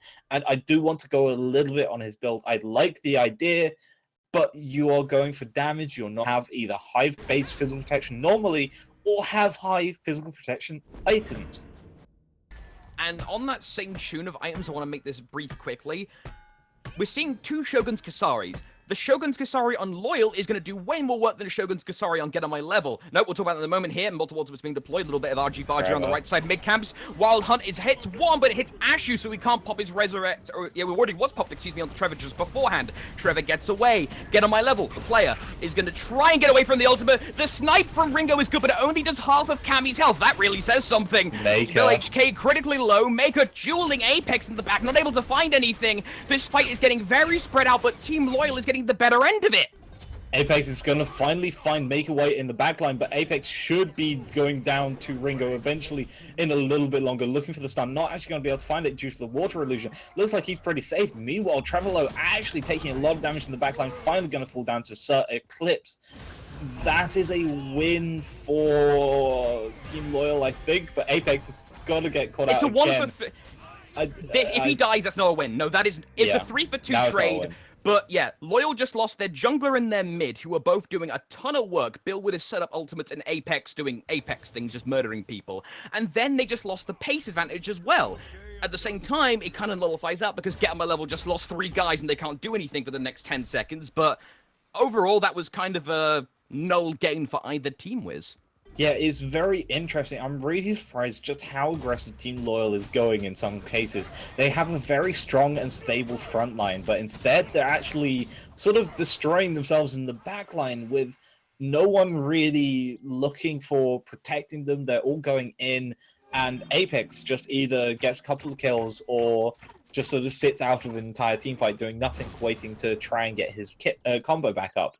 And unfortunately for them, that is causing huge problems because Kami has not gone off yet. He's going into a very late game oriented build with the Shifter's Shield Runeforged Hammer combo, which again, I like this idea, but it's just not going to be good enough. Maker should be able to destroy Kami in any sort of 1v1 engagement currently because he has no pen. He has no way of getting into this.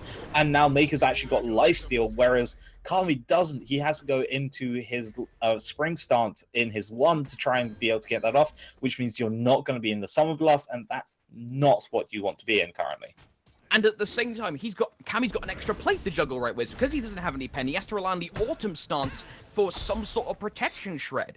There's no other items around the side of Loyal to actually shred pen. There's one or two things in terms of, oh, BHK can shred penetrations using his ults if he actually hits someone with the Shroud of Darkness first.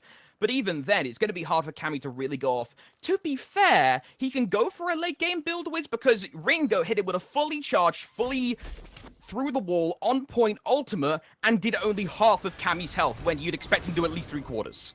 But Ringo only currently has 30 penetration, so he's not going to be able to sift through that Shifter's Shield just yet. It's getting close, though. If he gets any sort of item like an Obsidian Shard or anything, now he's going to start doing a lot more damage. Instead, he's slowly building into this sort of pure damage composition. He's nearly got full Doom Orb stats as well. So as long as Ringo can stay alive, it's going to be very nasty for the rest of Team Loyal. Team Loyal Apex are going to try and actually help out in the fight, but Apex, too little, too late. He's going to drop, get on my levels. Trevolo trying to force, via the Fear No Evil, the rest of Team Loyal into his own team. The ultimate combined with the Tronic transformation. The snipe is good, the crits are good. It's absolute pandemonium in the jungle. Kami, Bill, very low on their heels, but the rest of the Team Loyal able to save him. It's a 1-for-1 trade, though. Get on my level, going to acquire a kill of their own. Get on my level, pushing the pace, pushing the pressure up the mid lane. Ringo with a single good hit, going to eliminate Waffles, and Get on My Level has so many options. Do they go for the tower? Do they go for the Portal Demon? Do they maybe go for a Gold Fury or a Fire Giant? Portal Demon is probably going to be the call. Actually, it looks like they're going to go straight for Fire Giant anyway. I'm a bit surprised. I would have gone for the Portal Demon, but they really want to try and make sure they guarantee this out. Get the Fire Giant, then possibly look for the Portal Demon, come back, make sure you can go into a full team, full HP, full items, full levels, and then you can go and just destroy the solo side. However, Kami is here. He's going to try and steal it away, and he does actually do it. Nice. Oh, no. So, not a complete loss for Loyal. It sucks that they weren't able to roll out fast enough because of the staggered deaths to stop the Fire Giant. The Fire Giant, of course, meaning that Get On My Level has a ton of pressure and a ton of options for attacking now because they can send one less person with a squad because of the extra structure damage.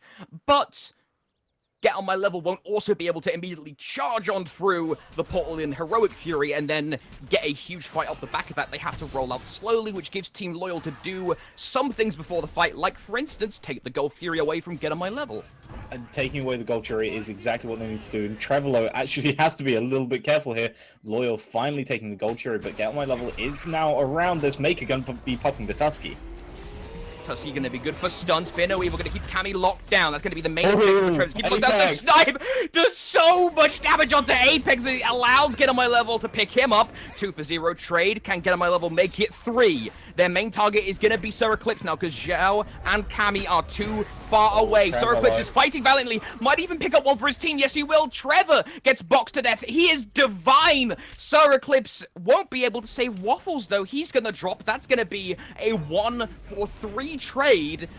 Get On My Level now, looking at a very good position to get at least 2 towers here. This tier 2 in the mid and maybe a tier 1 on the right, or they could try and risk it for the Phoenix in the mid. Yeah, unfortunately for Waffles there, he got baited by his own teammate. He saw Sir Eclipse getting a kill, doing a lot of damage, and he thought, yeah, I can actually go in on this. And then the rest of Get On My Level just rotate around the backside and clean them off within a couple of seconds.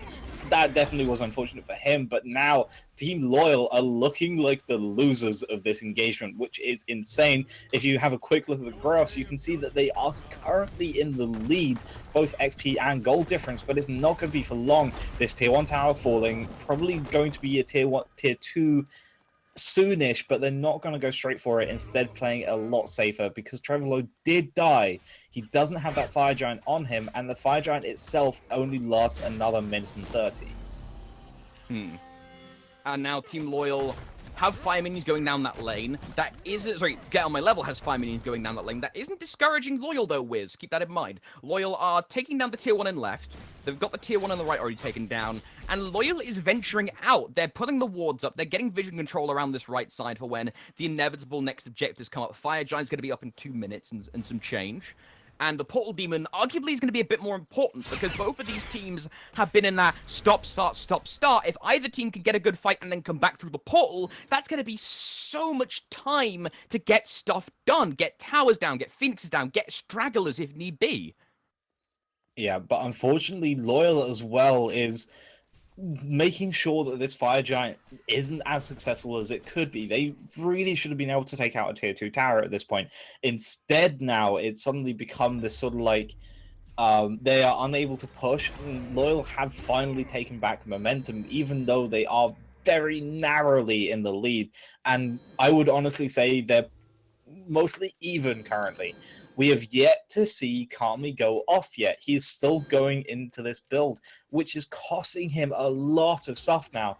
Even though he might not die in all of the team fights, he is not doing enough damage. If we go and have a quick look at the player damage, you can see he's actually down there pretty low, 12,600, around 12,700 really, compared to Maker, who is sitting at 21k right now, the highest in the game. You really don't want to have that sort of disparity in an ADC role, especially on an Artemis with a Thoth in the late game. Apex is going to have to focus Maker, and every single time he has, it's not worked out well. This tier 2 tower in the dual lane finally going down. We've got another minute or so until Fire Giant comes up. That's probably going to be where Get On My Level move towards, but there has to be a fight beforehand, because Loyal cannot let Fire Giant go for free. Yeah, I had to do a quick reality check there. Like, now it's Maker going to be the one who's doing a ton of damage on getting dived, which is strange because, like the scores, Get On My Level was on the back foot so early on, and now they've got the driver's seat pressure. It's 23-16, and the graphs are now equal. The only thing that would have given you evidence that Team Loyal was ahead was the scores early on. Now, Get On My Level has more than enough time to work with, although they need to really get to the Fire Giant pit soonish, because if they're not there as a full, united group, Loyal will get this Portal Demon for free, and the Fire Giant's going to be up for decent contention. Yeah, and it looks like Get On My Level has actually got a lot of pressure around this Fire Giant already. Loyal are waiting. They know that's going to be where they want to start. Portal Demon has been started up. Looks like Loyal want to come forward to try and contest this. This might not be the best call because it's already down. Bill HK has gone in onto Trevor. Trevor is on half HP. He's already nearly dead, but is going to be able to jump away. Bill HK popped the Thorns early as a discouraging measure, pops the ult as well, doesn't get too much off of it though. That's one of the big loyal ultimates down. How many more will they burn? Get Him a Level burns his ultimate and is in more of a distraction act. He's luring 4 members of Loyal away. Get Him a Level can try and focus Eclipse, but he's just too darn tanky, and this will result in this distraction action of failing completely. Go sit in Apex's stomach, Get On My Level. And now Get On My Level might even lose the tier 2 as well, and maybe some extra players. Ringo down to half. Dragon transformation from Zhao is going to give massive damage onto Ashu. And meanwhile, Bill is just sitting there like a giant punching dummy, eating Maker's attacks and allowing the rest of Loyal to go in. Frenzy pop by Loyal. Fantastic amounts of damage. It's absolutely... Oh, never mind. The res on Maker's good. Yeah, Resin Maker's good, but it's still not going to be enough. He does have some life still, but it's not going to be enough to stop a 5-man ultimate. Ringo as well narrowly escaped on very little HP in the backline, but that's a tier 2 tower. Loyal have finally taken this back into the way that they wanted it to go. Ringo's still alive, Trevolo finally coming back, and now suddenly Loyal have the advantage, yet they cannot go for the Fire Giant. It's just too risky. It sounds crazy, but as soon as Trevor can get in there and get anything off, he will destroy. Yet again, I want to talk about Trevor's build. He's gone for this very tanky sort of style, but the problem is he has no penetration, absolutely none. And that is very costly for him. He's even gone into this relic dagger to try and get the purification beads up faster. That's not going to work too well if you don't have any form of damage at all. I mean, if I go quickly look at how much he has, he's got 223 in hand and 150 physical damage. That sounds like it's okay, but when you've got so many gods with so much physical protection on the side of Team Loyal, it's not enough. He's going to be doing nothing in the middle of team fights. We saw that with Trevor just dying there already, and he's not even that tanky. That's the worst thing. He's not even that tanky. I'm going to be naive as hell for a moment here, Wiz, and I'm going to try and advocate for the build. Maybe he's going for some kind of utility Hunbat. Tons of cooldown, the extra 50% damage, maybe that's how he relies on it, but you need some form of pen. You need at least a Titan's Bane to make that work against so much physical protection on Loyal. Humbats can only do so much with just his ultimate. He needs to be able to overhand smash people effectively. Get on my level, and Ashu has to come in and save Get on my level potentially. Ultimate going to be used. Apex is not there to stop it, but Team Loyal, play it safe. No! Apex, actually, never mind, the minions, I thought it was a mystical male, but the minions result in the resurrect going off, but Apex is going to be here to clean up. There's the Fear No Evil, going to do a decent bit to keep BHK back. Once he gets it, he's going to do a good bit of work. Apex finally gets the kill to get my level, who was alive for way too long there. Ashu is going to be forfeit here. Sniped by Ringo is going to do a decent bit of damage, but not enough to really deter anyone. 2 for 0, double kill there for Apex. And Loyal back in the driving seat. We've seen throw after counter throw after throw. Apex trying to duel against a late game Artemis. That's not going to work, mate. Loyal have just lost their jungler. They're probably going to get this Fire Giant, but they won't have it on one of their crucial players. But it may not even matter. We're too far in at this point. Honestly, I think that was actually the worst idea for Apex to try and go in there. Trevor actually tried to seal it, but it wasn't going to be enough. He is going to be able to go in, though, trying to finish off Solar Eclipse, taking so much damage, though. He's actually going to fall to below HK. Luckily, though, Maker does come in, clear him up, looking for more, is going to be able to take out this speed buff, but unfortunately for the side of Get On My Level, that was just Get On My Level got caught out as the rest of them were doing Gold Fury. He then ends up being forced to have the ultimate from Khepri onto him, and it just ends up with that they just are so slow to rotate back over that by the time the Get On My Level has basically died, they're only finally just rotated, and then as soon as they go in, they realize that they've not got a support either because Ashu has just used everything already. I want to have a look at the player damage numbers. I want to ask production to bring them up. So, Get On My Level and Trevor were doing okay at the start of the game. Now, they're split for second and third lowest damage on their team, which for a Bologna and a Humbat is not a good place to be in. Now, Get On My Level is adapting his build. He has the Shogun's Kasari and is relying on just brutalize for his damage, so he can make that work.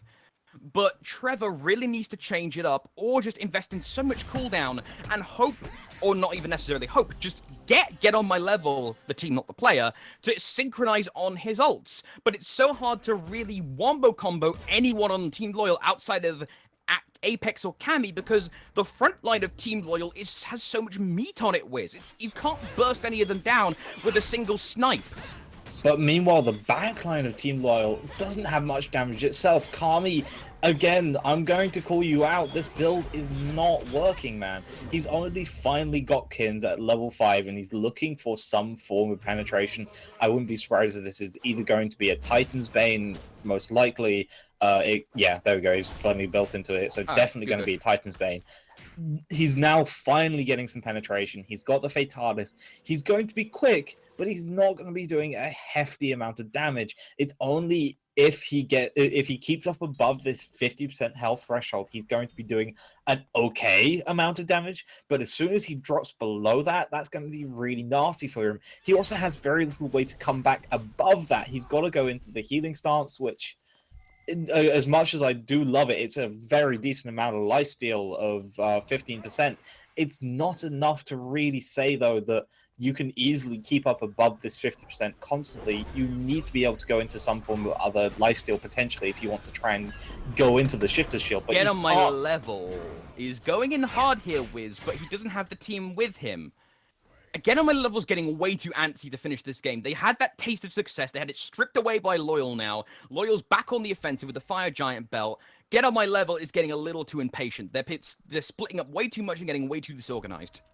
Yeah, they really need to make sure the Get on My Level doesn't get caught out again. It seems to be most of the time is either Trevor or Get on My Level gets caught out, and Ashu has to come in to save them, forcing Maker and Ringo to move up, and that's when the rest of Team Loyal's front line, so Bill HK and Waffles, just dive in and destroy the backline. Eclipse as well has been doing an insane amount of damage. We've barely even talked about him. He's about middling in terms of his damage, but he's sitting at 10-0 and 8. He is yet to die. His build is incredibly tanky. He's got this Mantle of Discord as well, which means if he does get in a bit of trouble in that backline, he can still escape. He's also gone for the Shoguns to make sure he has that extra attack speed. He's got the Frostbound to make sure they can't get away, and the Mystical just to constantly deal that damage. And it just doesn't stop. So the more the Eclipse can stay in this backline, the better it's going to be for Team Loyal, but they just need to try and get in and finish this. Kami is just not doing enough damage, and that's causing a huge problem for Loyal. It means they cannot end this right now. Fire Giant's going to be coming up in another just under a minute. And yeah, we saw, like, when was the last time we saw Fire Giant? Well, apart from 5 minutes ago, and what happened? Absolutely nothing. Get on my I feel actually scratch that. I feel like Wiz Loyal is trying to win on smothering Get on my level and pushing them down instead of raising themselves up. They're not doing okay. 3 guys, shield wall, protect carry and Apex. You 2 go murder Get on my level. They're sending Eclipse into the back line to use his Frostbound plus using the tethers to reduce damage to make Maker, Trevor, and Ringo's damage absolutely lethargic and non-existent. It's slow-paced because they can't move because of the Frostbound. They're not doing a lot of damage, period, because of the damage reduction on the tethers. And then Loyal can just win in extended fights because they have so much sustain and burst. Yeah. Oh, sorry, bruiseriness. Ashu, speaking of the devil being damaged a bit, has the Resurrect, but that's being cancelled out so many times by Apex. Yeah, Get on My Level really wants to go in here. He sees that they're all grouped up. This is a perfect time for him to be able to get a nice ultimate off, but instead doesn't really want to because Maker's actually started the Fire Giant up in the backline. The middle Phoenix has respawned, so there is at least that, but Trevor are going to go in. Yep, it's going to be BHK starting up with the ultimate. It only gets 1 or 2 people. Follow up through the wall by Ringo, but the Thorns was good. Frenzy pop by both teams. Stump on Get on My Level is good. Apex, meanwhile, and Loyal, both, actually triple Loyal kill, I should say. Apex get the double for himself. This is a travesty at this point. Get on My Level have tried so hard, but they can't put out the damage to be threatening, and it feels so bad. I'm gutted for Get on My Level in this first game. Yeah, Apex is only is the first game of this best of 2, but Loyal can only do so much. Apex is just diving in every time, completely unharassed. Eclipse can do whatever he pleases. Bill HK, I'll give Ringo credit. He's trying to pull people who are trying to take advantage of BHK's ultimate on Loyal by sniping them.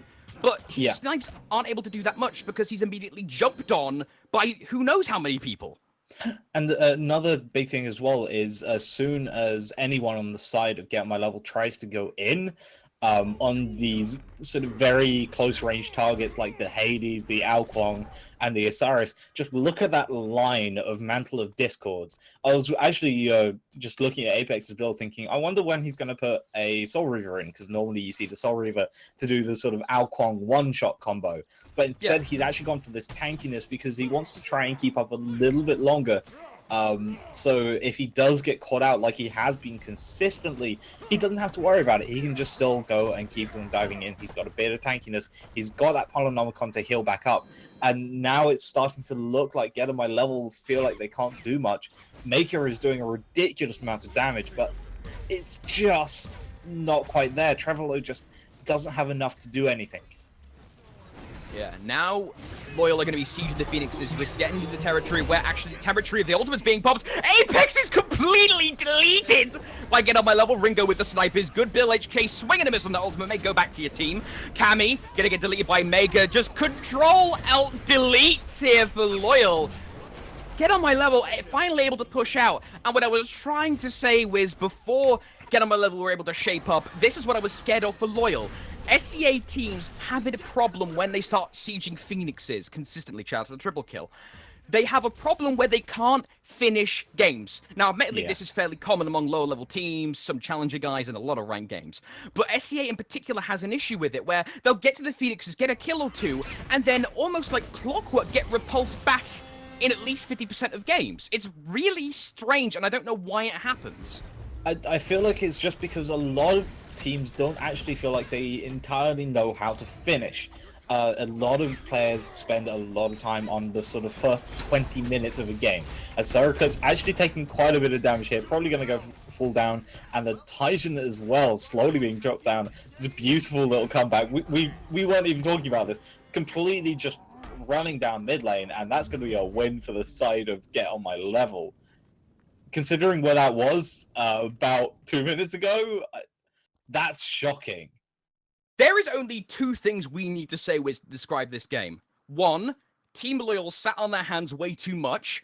Two, Maker just carried Get on My Level through the end there. His damage as late game Artemis just burst the door wide open there. They'll try for this slow asphyxiation style where they just run you down a bit, low damage, frostbound, that stuff. But if you do that for too long, eventually the other team's going to get tired of your nonsense. They're going to have the late game carry ready to go. They'll have enough front line to protect him, enough ultimates to CC, and that's what happens. 43,000 player damage. 43,000 player damage. This is compared to Kami sitting at 25k. Bill HK was the closest on anyone on the side of Team Loyal at 33k himself. He was doing lights out as well. I mean, a lot of Loyals playing incredibly well, but I honestly am going to say it was down to Kami's build. And this is something that has been, it's been something that's been discussed of that. Shifter's Shield and Runeforge is a fantastic, nice little combination, especially if you can even add a Frostbound on top of it. But you don't do damage. At least you don't do damage for a very long time. And especially in a scene where you're looking for trying to win the early as much as possible, you don't want to go in for something like a Runeforge Hammer Shifter Shield combo. You want to go for this very snowbally kind of composition that Maker did. He went into the boot, Ichabal, Devo's gloves, RC, not RC, but Executioner, Deathbringer, Wind Demon, and Kinsize. He's just got such a huge amount of damage in his build. Combine that with the extra crit in his passive, he was just going mental on the rest of Loyal, who, yes, they had a lot of tankiness, but you can't deal with a tank when you've got that Executioner running. It's actually a lot worse if you got a tanky person because of the fact that it's percentage protection. It's not flat pen. And again, Kami, although he did finally get sort of what I'd call an okay build, he's sitting at 1, 4, and 14 compared to Maker's 9, 6, and 10. He's sitting 3,000 gold behind. This was someone who was actually winning the early game because you are a Kernanos. You have so much damage. You need to be looking into this build and saying, is that actually going to be enough? And I'm hoping that won't be enough for Get on My Level. Get on My Level are feeling pretty darn good about that comeback. You know, I'm already starting to see it blow up on Twitter. That face when Loyal blows a 15-kill lead, lol. Hopefully Loyal doesn't get too down about that and they can try and pick themselves back up for the second game. We're going to whack 5 minutes on the clock because me and Wiz need to get a drink, so that's production. According to the chat, Hugh Z is probably going to need a change of trousers. And you guys are probably going to have a little rest as well. So 5 minutes on the clock. Be right back. We'll have game 2 of Get on My Level versus Loyal. Get on My Level, 1-0 up.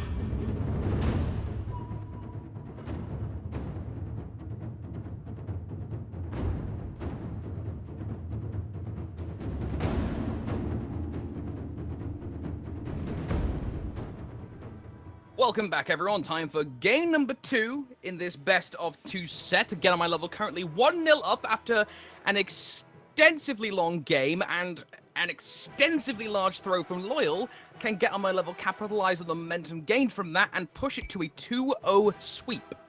Yes, but it looks like Loyal is going to try and actually come back a little bit harder than originally thought. Really? Kami is now actually in the mid lane. So originally you saw him on the Hunter role on the Cardinals in game 1. We now finally have the full Loyal roster back. So Sixhook is now in the Hunter role, and Kami has moved over to mid. This is the roster they've been wanting to do for a while, but they have yet to actually be able to pull it off. So it's fantastic to see they can finally get it going. We'll just have to see whether it works. Yeah, there are a good number of teams here in Southeast Asia that love to do the player swap nonsense, and it can work. You rarely see player swapping in North America, Europe, or almost anywhere else. I think you sometimes get it in Oceania. Husey, please correct me on that if I'm wrong. But you do see that decently enough in Southeast Asia, that dynamic of you realize, oh, I'm going up against someone in mid or carry or wherever, can change the dynamic on how you fight them, as Osiris will be the first pick. I mean, there's also the idea of I think I might be up against this person. I don't like that matchup that I have, but I know we can swap our roles and we can swap the gods, so we can make sure that we actually have some fantastic little things. We actually saw this in set 1 with Maki and Yuki actually swapping roles. And so this is like one of the cases I think this might be something that we might see.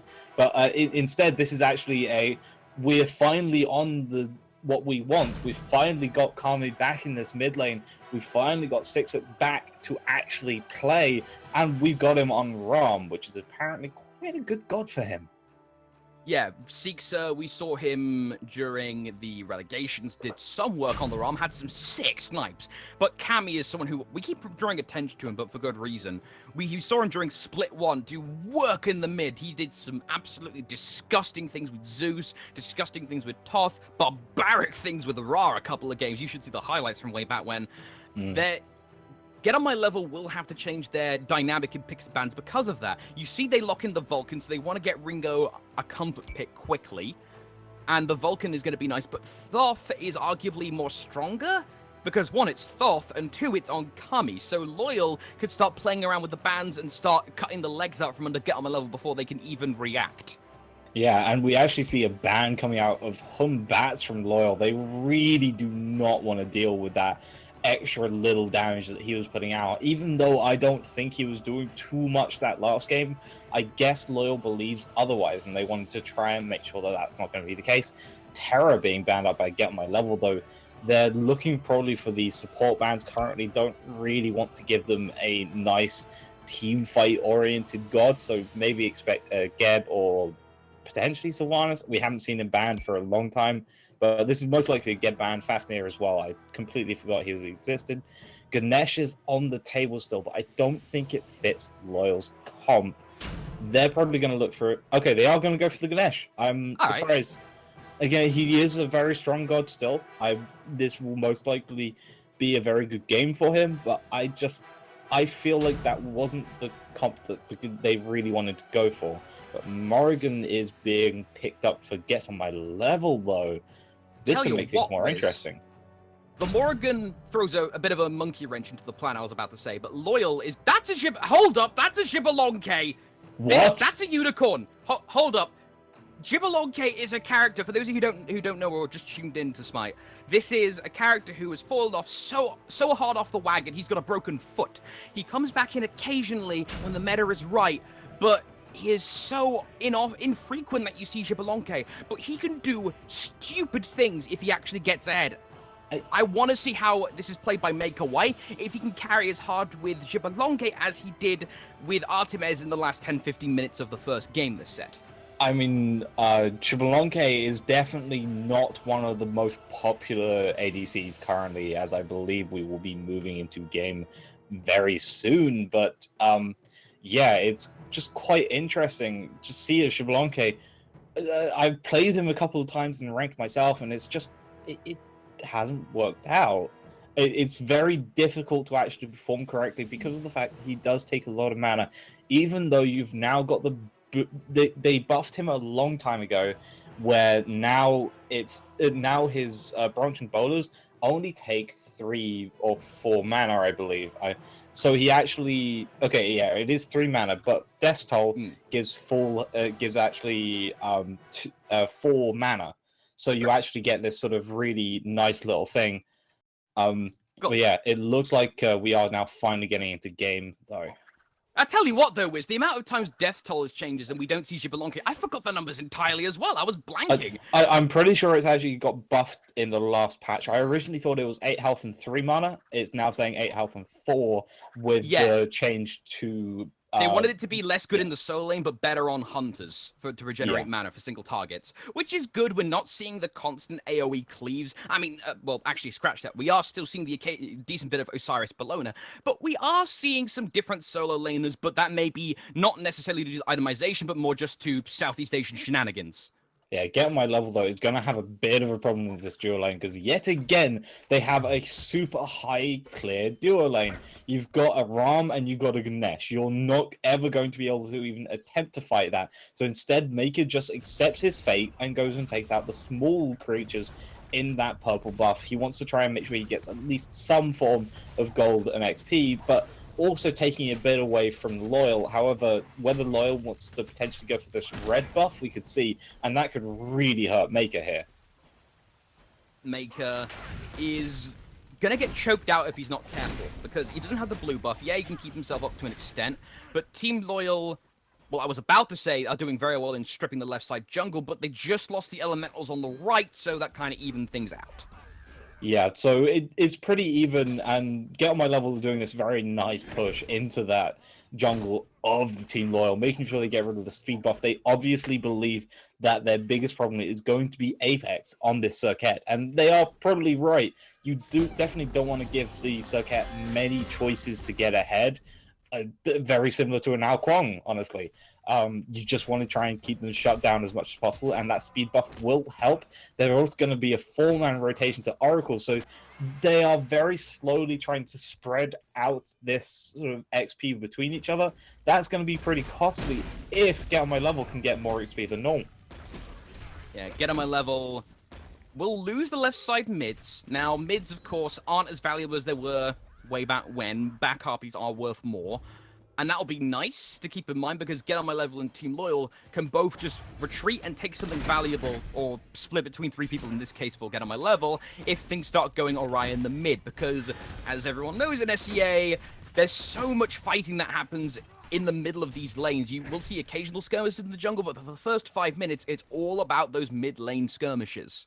Yes, it really is. As soon as level 5 gets hit, and maybe even slightly before that, you see a lot of aggressive play running around there. Just want to actually shout out Maker. He's doing a really good job on this Ram against this Ram currently.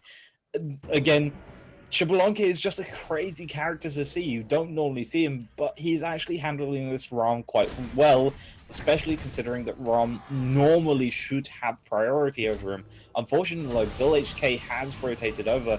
In fact, we haven't even talked about that. Yeah, Bill HK is now in the support role instead of mid. On the left side, the Xbalanque ultimate will go off. Cammy's going to be incredibly in range of death. No, actually, it's going to be Trevor. Trevor's now stuck between a rock and a hard place. The rest of the duo lane of Team Loyal came back around. Slight from Cammy as well. Now the shoe's on the other foot. Get On My Level needs to get their guys out of there safely, and they don't have Kepri Resurrect to do it. Yeah, Trevor got to be careful here, but Bill HK is going to be the one to potentially fall down first. Maker looking for the kill, did use his dash, and finally Trevor going to be able to get that kill, hitting level 5 as well. So Sixhook doesn't particularly want to stay for too long, because they know that he will die to that otherwise. So, something to point out. A couple things. One, I understand that I may be freaked out about the Xbalanque Wiz, but the amount that I was unprepared for the Xbalanque, I imagine Team Loyal was somewhat unprepared for that as well. Because, yeah, Maker does do the occasional late game carry, but Xbalanque is just so far gone in the meta right now. If you can only really do him to a decent degree, or do him justice to a good degree, if you can get him ahead early on. Go on. I actually wish I had some time to actually go and research the last time that Xbalanque was in sort of any sort of highly competitive game. I think it was probably at Barracuda playing him at some point, either early on in season 4 or mid season 3. But mid lane though, Kami is just getting blown up. Yeah, get on my level are starting to take advantage of some of the anarchy that's been created around the map via some of the various ganks to start picking off squishies. Cammy, now it's going to be an actual gig. Dharmic Pillars, though, from Bill HK is going to stop the fight for the most part. And Ashu is taking so much poke from the Dharmic Pillars and also the last breath. Apex gets it, alas, doesn't spread onto Ringo, so not able to get the double, but it's something. That was really unfortunate for Ashu. I just don't think he expected how much damage the Dharmic Pillars do. But if you get stuck on that path, it does insane levels of damage. I mean, we're seeing a fight currently over the Oracles as they force away use in Xbalanque Ultimate. But it's 255 plus 40% of your magical power per hit when you actually get it maxed stacked. And it's a hit every 0.5 seconds.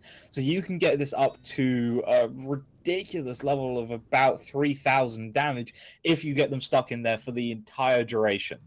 You're normally only going to see them in there for about 1 or 2 seconds, so it's not going to be a huge amount, but you are going to get hit very hard. We actually saw a nerf to Ganesh a couple of patches ago, which actually reduced the damage on enemy minions and jungle monsters, because what was happening was that he was just getting him stuck, or getting a Gold Fury or Fire Giant stuck on those little bars, and they were just ripping through the HP of that whatever it was on. Team Loyal have managed to get themselves a little bit of control, and I like what they've done. They've immediately got the wards down on the Gold Fury, understanding that if they can get one more good kill onto Ashu, or ideally Trevor, because Trevor has been putting himself in risky situations more than he probably should, trying to get the key snipes. Trevor is very much a highlight player, or highlight reel kind of player. They can go for the Gold Fury off with the wards. Although solo lane, get on my level, the player, not the team, going to be potentially assaulted by Apex. He's going to take his time, wait for the perfect gank, couple of attacks, Catalyst proc is good, the damage is huge, last breath into the washing machine will completely evaporate. Get on my level.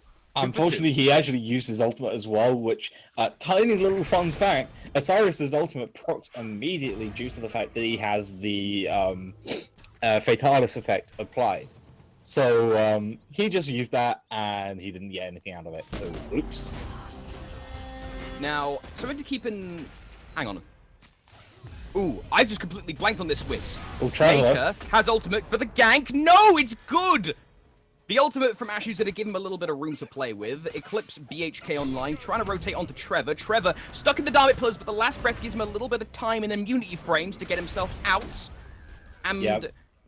Okay, he gets himself out nicely. I'm gonna hold that from what I said. Trevor, for the amount of times he's gone in, has been able to keep himself relatively safe. Ringo took so much damage from Kami's snipe, but he gets away with like 2 HP. Apex searching for the kill, though. Can he get it? Yeah, Ringo is definitely seeing stars after that ultimate. Apex, though, not going to be able to go too far in, walking over a ward as well. So they do know where he is. He knows that Ringo is least safe. Trevor also going to be backing the same as him. Meanwhile, in this duo lane, we've seen basically nothing out of Maker or Sixuck, even though they've been fighting pretty much consistently for ages. I'm just surprised how sort of quiet that duo lane has been. And we shouldn't even talk about solo lane. That's been almost silent because it's Xinjiang Osiris. It normally always is. Yeah, and most of the action coming out the solo will be the occasional gank. Well, frequent ganks more by Loyal than Get On My Level. Get On My Level's only a gank that once. Team Loyal's about to gank the solo for the 4th time, including extra help from the support. The silence isn't good in time to stop the ultimate, but it doesn't matter when you've got multiple ultimates on your team. Dharmic Pillars will be the final one deployed. But Get On My Level with the reductions gets himself away with just enough HP, even surviving the true damage. But this buys Get On My Level enough time to go for the Gold Fury. It will be seen by the Oracle Vision from Team Loyal. Get On My Level goes down to the dive from Apex. Back to the Gold Fury. It almost is taken. Loyal takes it! The snipe from Cammy takes it! Yeah, and there was also some Sixuck was also going for his snipes as well, and I don't know whether it was going to be Kami or him that took it, but Ashu is going to be falling down soon as well, using the ultimate there. Vulcan ultimate going to be a little too far off as Trevor's in the backline. He does not have his ultimate. He's on his own. Bill HK going to try and go down. Maker doing so much damage, but it's not enough. Eclipse going to be able to walk away. Look how low Bill HK is. He was on about 10 HP. Bill has been getting out of way too many situations he should be dead in. And Yeah. his Traveler shoes aren't even procced. Half the time he's getting away after going in, using his silence. He's been very proactive with the silence, burning absolutely everything inside of his team's ranks so they can give them the power boost from his one, and still getting out. Because Get On My Level still have to worry about Kami and Apex and Sixuck. That just allows Bill to walk in, do whatever he pleases, and buff his team's power, which is huge in this case, Wiz, because most of them are able to scale quite heavily off of it, and then just walk away scot-free. Yeah, like, Get On My Level just feels like they're not able to do enough, especially against some of these teams. That snipe really should not have happened. I'm surprised they didn't have that much vision over there. And I was going to talk about it while you were talking about Get On My Level dying in the solo lane. Sixuck actually took the oracles, making sure he had this idea of I've seen this before. I know what they do is Maker actually goes down to a gank on the duo lane. But like he knows that this has happened before, where probably watching enough Dracula V to know that as soon as he tries to go in, that's going to be painful. Apex, though, going on to Trevor. Trevor's going to turn into Apex, going to try and do the exact same thing to him instead. Don't know who's going to go down. It looks like Apex is actually going to die to himself. And now, meanwhile, in the mid lane, it looked like Ringo did fall. Yeah, there's been fighting in the mid while you've been talking about the duo lane. Trevor gets away just... And Team Loyal are now successful in their siege, cutting off the reinforcements from Get On My Level. Now, Get On My Level, the player, not the team, going to be stuck in the tier 1. Team Loyal looking to batter that down to at least half HP. They've got more than enough power to do it. They've got more than enough range. But the Osiris, however, will have just enough clear, actually, to hold that. I'll keep that back. Kami is... Let's have a look at the player damage for a second here. Because Kami has been getting snipe after snipe after snipe. And we've been seeing Apex get fantastic use of the Catalyst proc, the passive giving him percentage damage based on how many poisons are applied, right? But this whole time, Maker has just been sat in that duo lane, just juking it out with Seek. The only times he's been actually reneged back in is when the gank from Apex comes back down. And, I mean, yes, this has actually been really good. He's been doing a lot of player damage. But look at his KDA. He's only got a single assist on his roster, which means that yes, he's doing a lot of player damage, but this is poke that's being healed up. It's not actually effective player damage. It's just tiny little things that he's doing. It could get a lot worse later on. You can see he's now finally starting to stack Transcendence, not sack Transcendence. But it's just not going to be enough just yet. He is able to deal with Sixuck, but it's just... You can deal with him, but you can't get the win. And that is the biggest issue with Maker playing the Xbalanque. You're not going to be able to win the lane, you can just stalemate it. Yeah.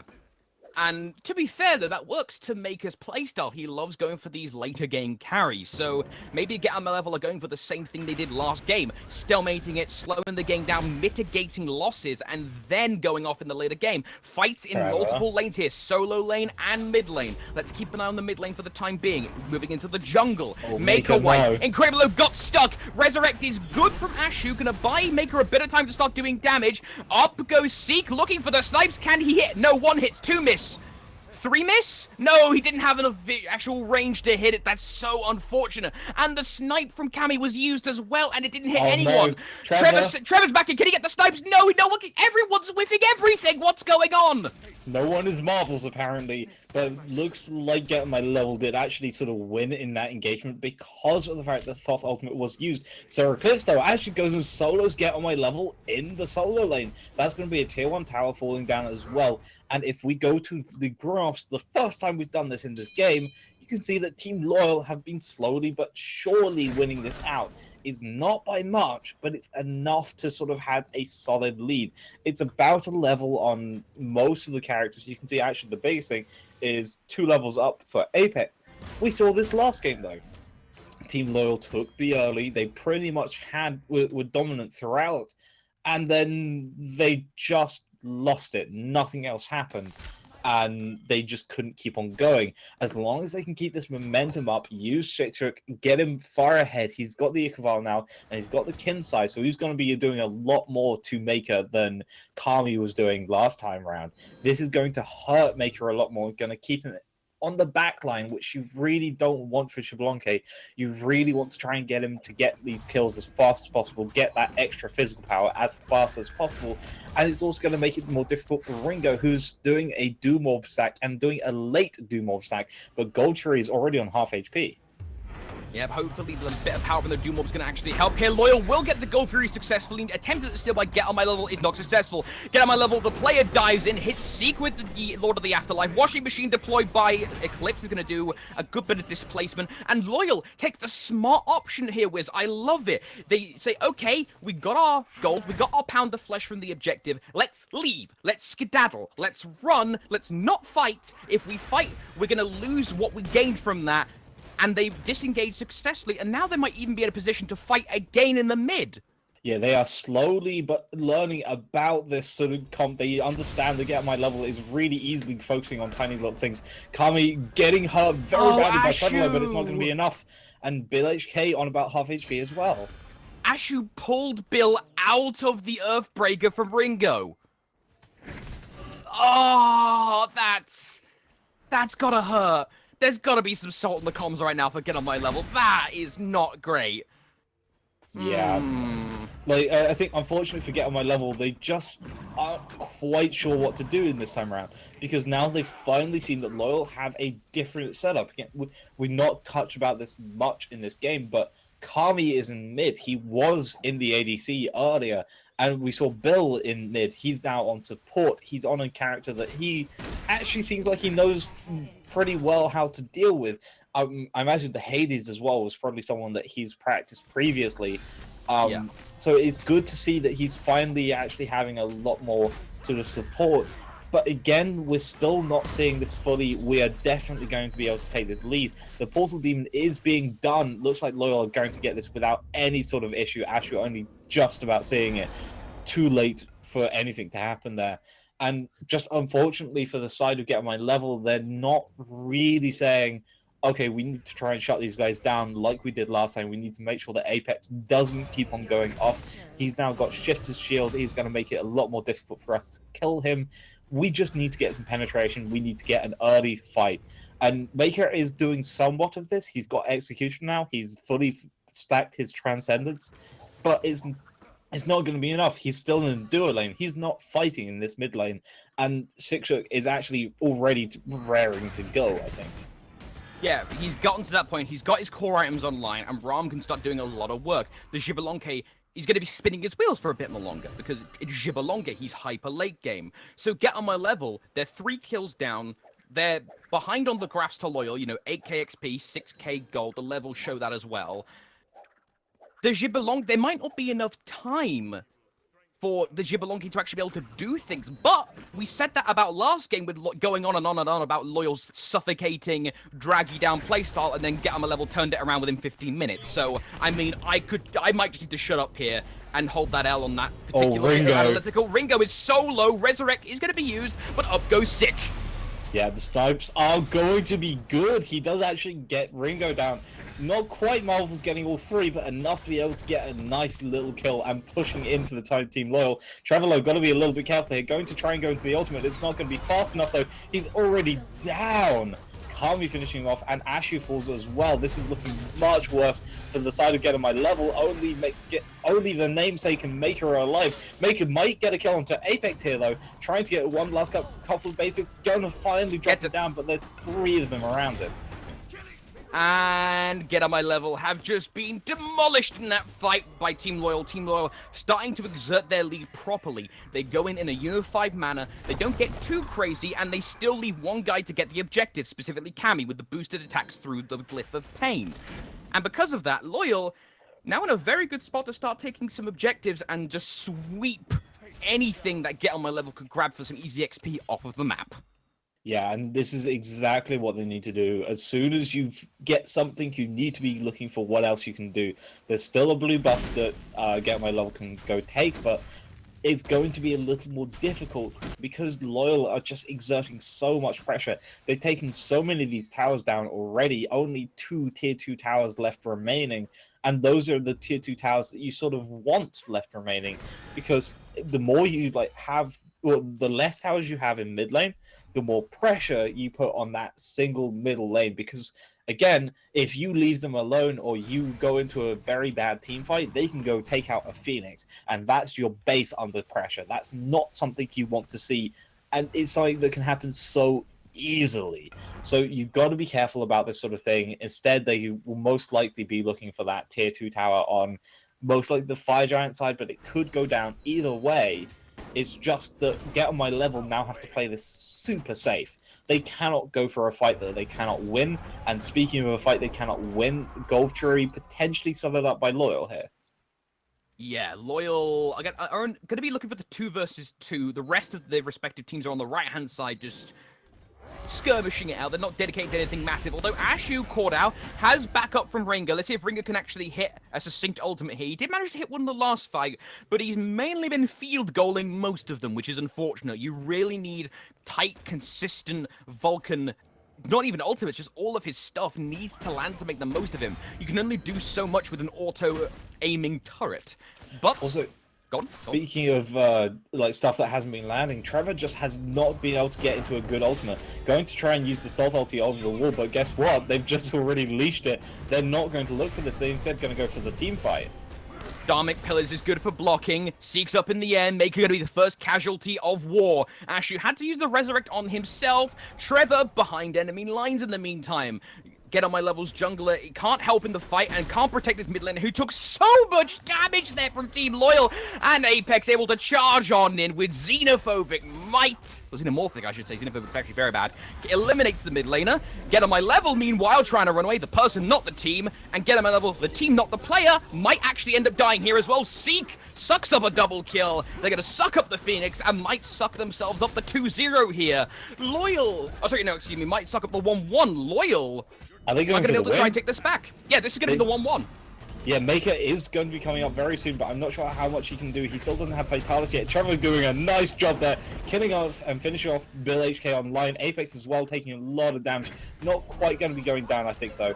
No, never mind. Okay, I forgot. Mark is really an artillery mage, correct?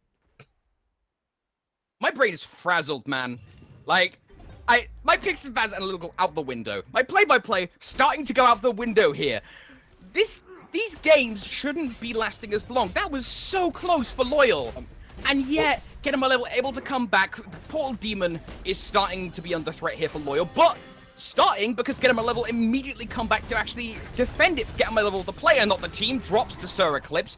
Vulcan Ultimate, swing and a miss. No surprise there from Ringo. Trevor able to resurrect. The bracer! The bracer usage is so good. That's why you use that relic. It gets you out of so many tight spots. Seeks up in the air, looking for the snipes, but Cammy just outright steals the kill. That was filthy. Also, fun little fact. Did you know, that washing machines live longer with Soul Reaver? Sir Eclipse has Are you Husey? Leave now.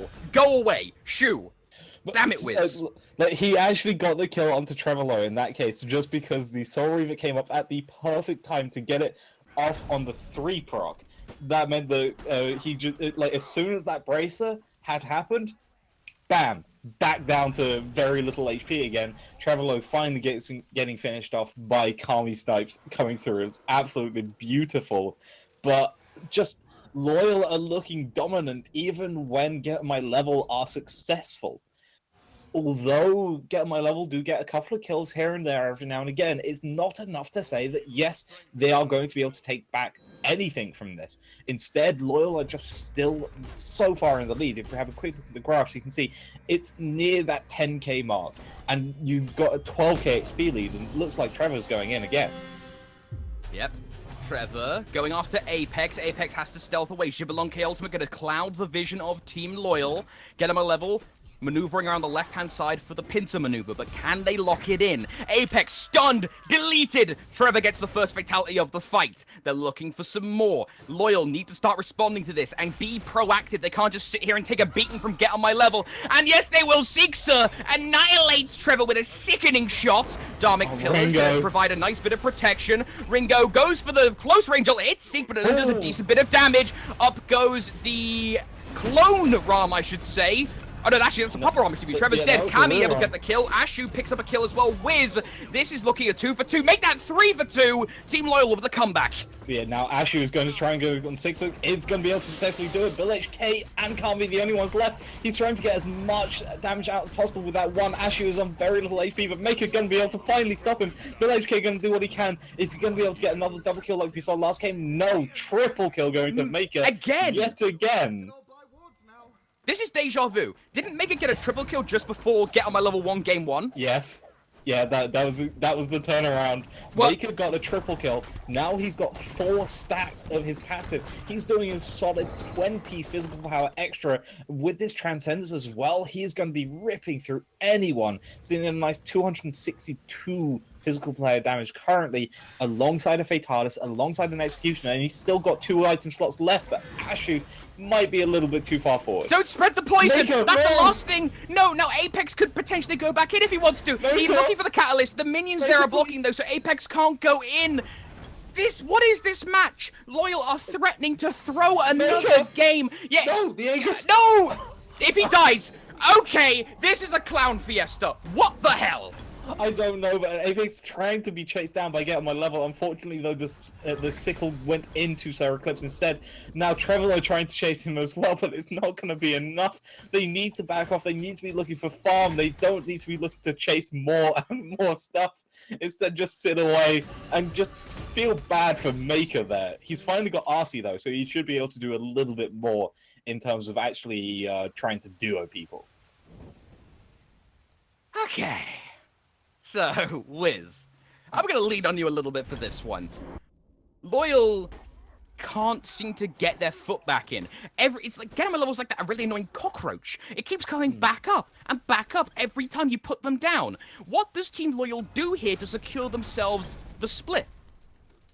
Honestly, Loyal just need to group together. They need to stop Maker. As soon as they shut down Maker, I have yet to see anyone else on the side of Get On My Level actually be successful enough to say, yes, they are going to be able to actually win this. Trevor is doing a decent amount of damage. Yes, like, look how much damage he just did to Shik with just his little combo, let alone going into someone else's composition. But if they take down Maker, that then forces Trevor to go into Maker to try and have that damage in the middle of a team fight, which is just not possible because Trevor needs to use it to be able to potentially get out. He needs to use it to try and get the steals with the Thoth ultimate. He needs to try and use it to be able to do the setup with Ganesh potentially, or even the Ram snipes. You don't want to get it on Maker of all people. Another question for you here. I just noticed this. If we're talking about, let's take a moment to look about builds. Why isn't Maker building any crit? He's refusing to build crit. So I think this is because he feels like he needs to be able to try and do a 1v1 scenario. Why? Why did you stay that far forward? You're giving Loyal what they need. But yeah, so Maker isn't going into any crit because he really needs to do a 1v1 scenario. That's why he's built into this RC. He also wanted the Fatalis to try and get an extra bit of sort of mobility around because he is getting caught out a little bit longer than he would like. But this has meant that he's already built a lot of items and he doesn't have much space or anything else. This is the problem with Transcendence. Polter Demon already nearly finished. Maker just not able to really go into any of this because of the fact that he doesn't have this sort of high burst combo with the crit. He's doing a lot of damage, but is it going to be enough? Be it Bill, gonna get annihilated by the initial fire from Get, but the dump Maker to secure him. Maker getting in incredibly deep. Apex is low as well. Meanwhile, Eclipse looking for the washing machine, gets one. Seek firing away. Trevor's in the back line, eliminates Apex. He's still got access to most of his abilities. He doesn't have the transformation though. Through the wall, runes are good. Cammy gets the pick. It's a 2-for-1 trade in favor of Get. Trevor gets it. They didn't find Trevor. He sneaked in and got the kill onto Cammy, and now he's almost headed away. But the mystical mail from Sir Eclipse is trying to keep track of it. Sir Eclipse can't find him. Trevor's getting away. Trevor is Sam Fisher. He might be able to go back on Chiclick as well because they don't know where he is. I think Sir Eclipse might have just spotted him. That's not going to be good. Trevor is now being chased around, but Sir Eclipse is back in this mid lane versus Ringo, but Ringo can't do a whole lot. He's not been able to do much this entire game, but Trevor is... Oh, he got stuck by the root! Oh, no! To be fair, the AoE on the butt slam part of the... whatever the two's called, I forget the name, it's some sort of poetry, did get enlarged a bit. What is it again? It's the hook and something. Hook slam. That's what Hook slam, yeah. The hook slam was enlarged a little way back, so maybe some players aren't used to the extra range on the route. Yeah. I know I definitely aren't.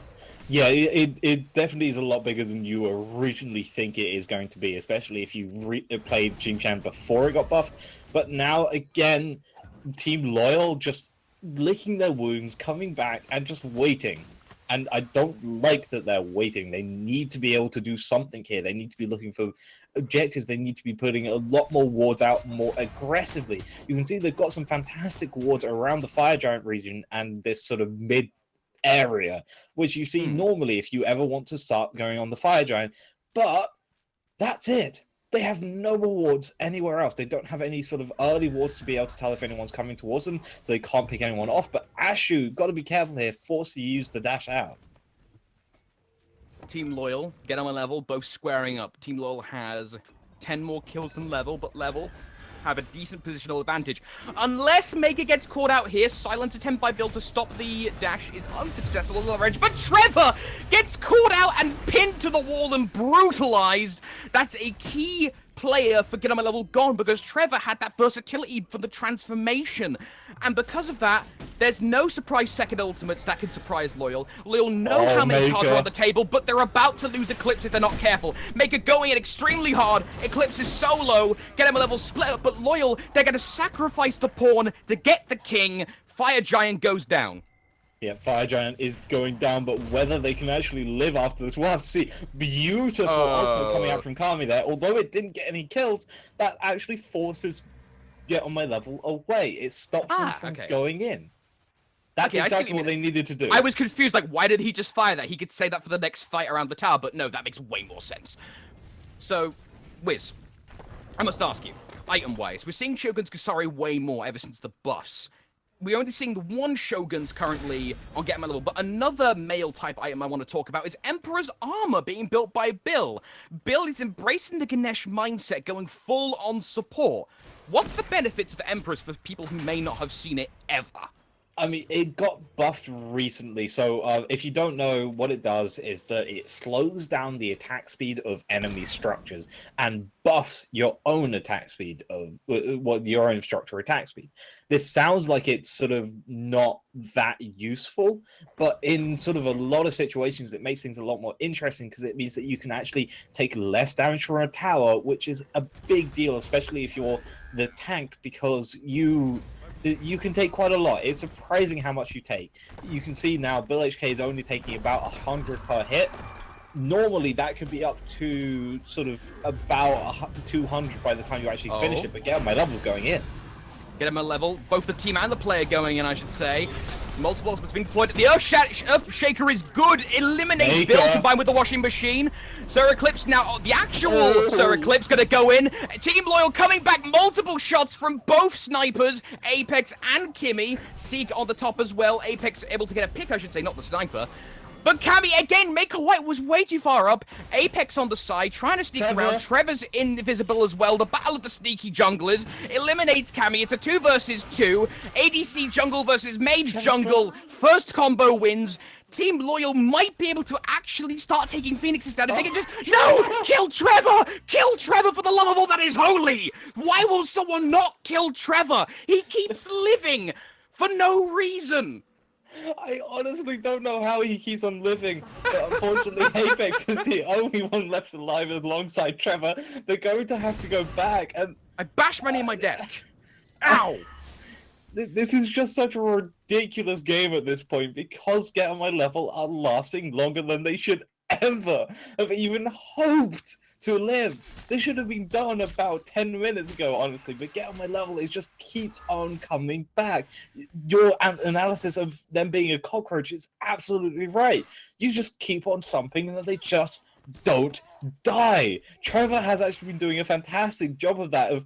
He gets out of the big plays. Like Team Loyal had a beautiful fight there. Solar Eclipse going into the washing machine, followed up with the Kami snipe, just wrecked the entirety of Get On My Level.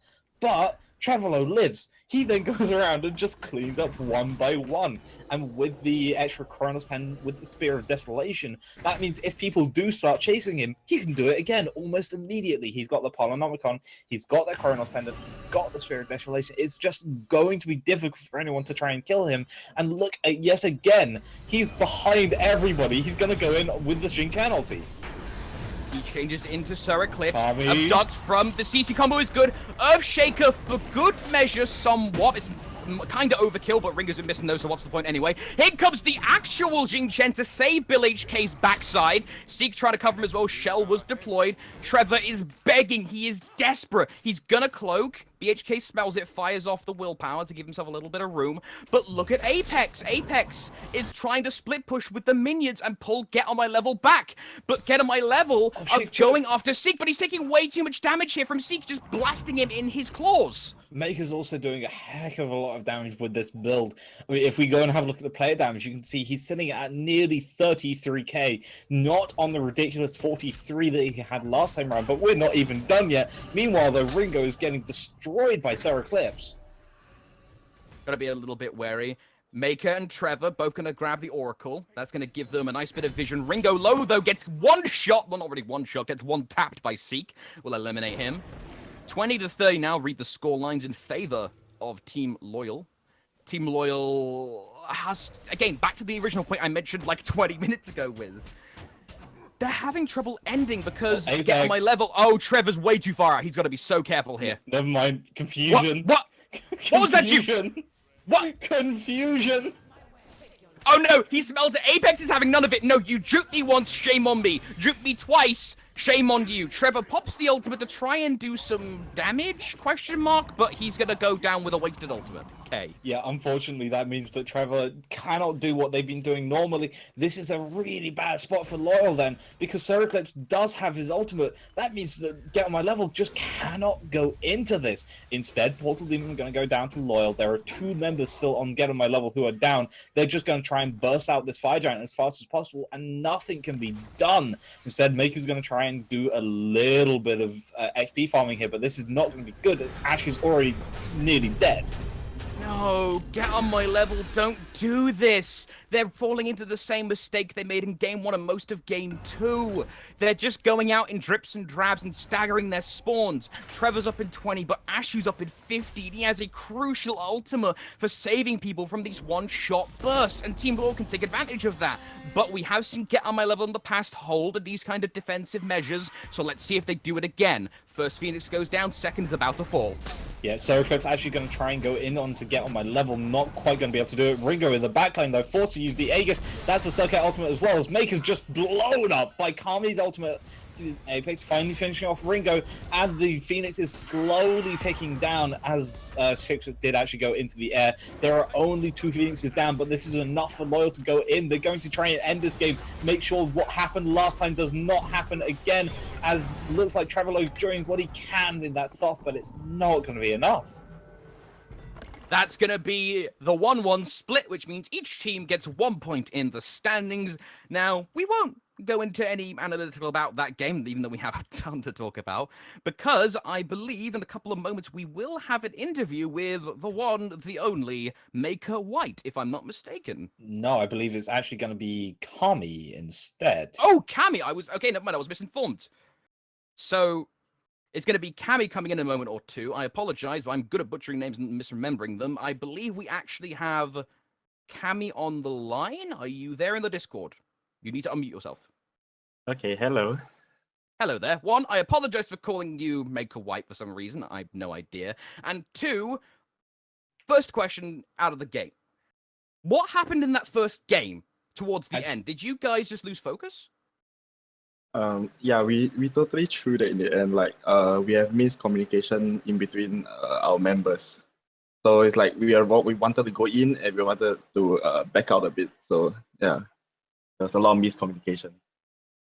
Yeah, and I think combined with sort of, you definitely felt like you didn't have enough damage. And I did go on in the cast quite a bit about your build. I didn't particularly enjoy it myself, but I'm not going to talk about that too much here. But just like, was that just, were the comm problems part of the difficulty of just you didn't know how much damage you could really put out?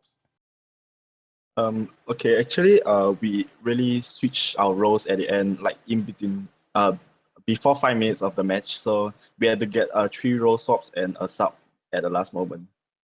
So I was actually gonna bring out Senino's mid using that build, but it didn't work out in ADC. Yeah, unfortunately, you weren't able to get 6 hooks in hit for game 1, but he definitely looked like he worked incredibly well for game 2, and some of those soft snipes were absolutely key in some of those team fights. How much did you sort of prioritize trying to take out Maker in a lot of these team fights? Because he was definitely the strongest one other than maybe Trevor, but he was hardly in the team fight. Instead, he was behind you guys, just taking you out whenever he could. Yeah, actually, yeah, I focus Maker a lot actually, prioritize him more than the rest. So at the last fight, I just one-shotted him. Yeah, that was actually I didn't quite get to catch it, but it was a fantastic snipe coming out from you. Thank you. Yeah. So yeah. we've got a little bit of time though, Wiz. So Cammy, this is the moment where we like to give the players in the interview the floor. So any shout outs, call outs, or commiserations that you'd like to give to the people watching at home? Okay, so I have a shout out for Waffles for taking a time to play with us for the first game, as it's actually going to go out eat ice cream with his girlfriend. Yeah, so I really want to thank him for taking his time out. Yeah. Nice. A wholesome shout out there. So thank you very much for your time, Cammy. Do sincerely appreciate it. We have one more game on the docket, Wiz, if I'm not mistaken. One more set, even. Like, we're not even done yet. We've still got another entire set to go, so 2 more games. And I believe it is going to be Blitz versus Team Viral. No, it's going to be... I've got the document up here. God, we're frazzled. And yeah, no, it's Team Viral Today's versus... been stupid. Yeah. Yeah, Viral Orphan Squad. So for those of you who haven't seen Orphan Squad... Actually, we'll do the roundup during picks and bans. So we'll put 2 or 3 minutes on the clock so we can go grab drinks because it has been a long day. And then we'll be right back with the final best of 2 of the day. See you soon.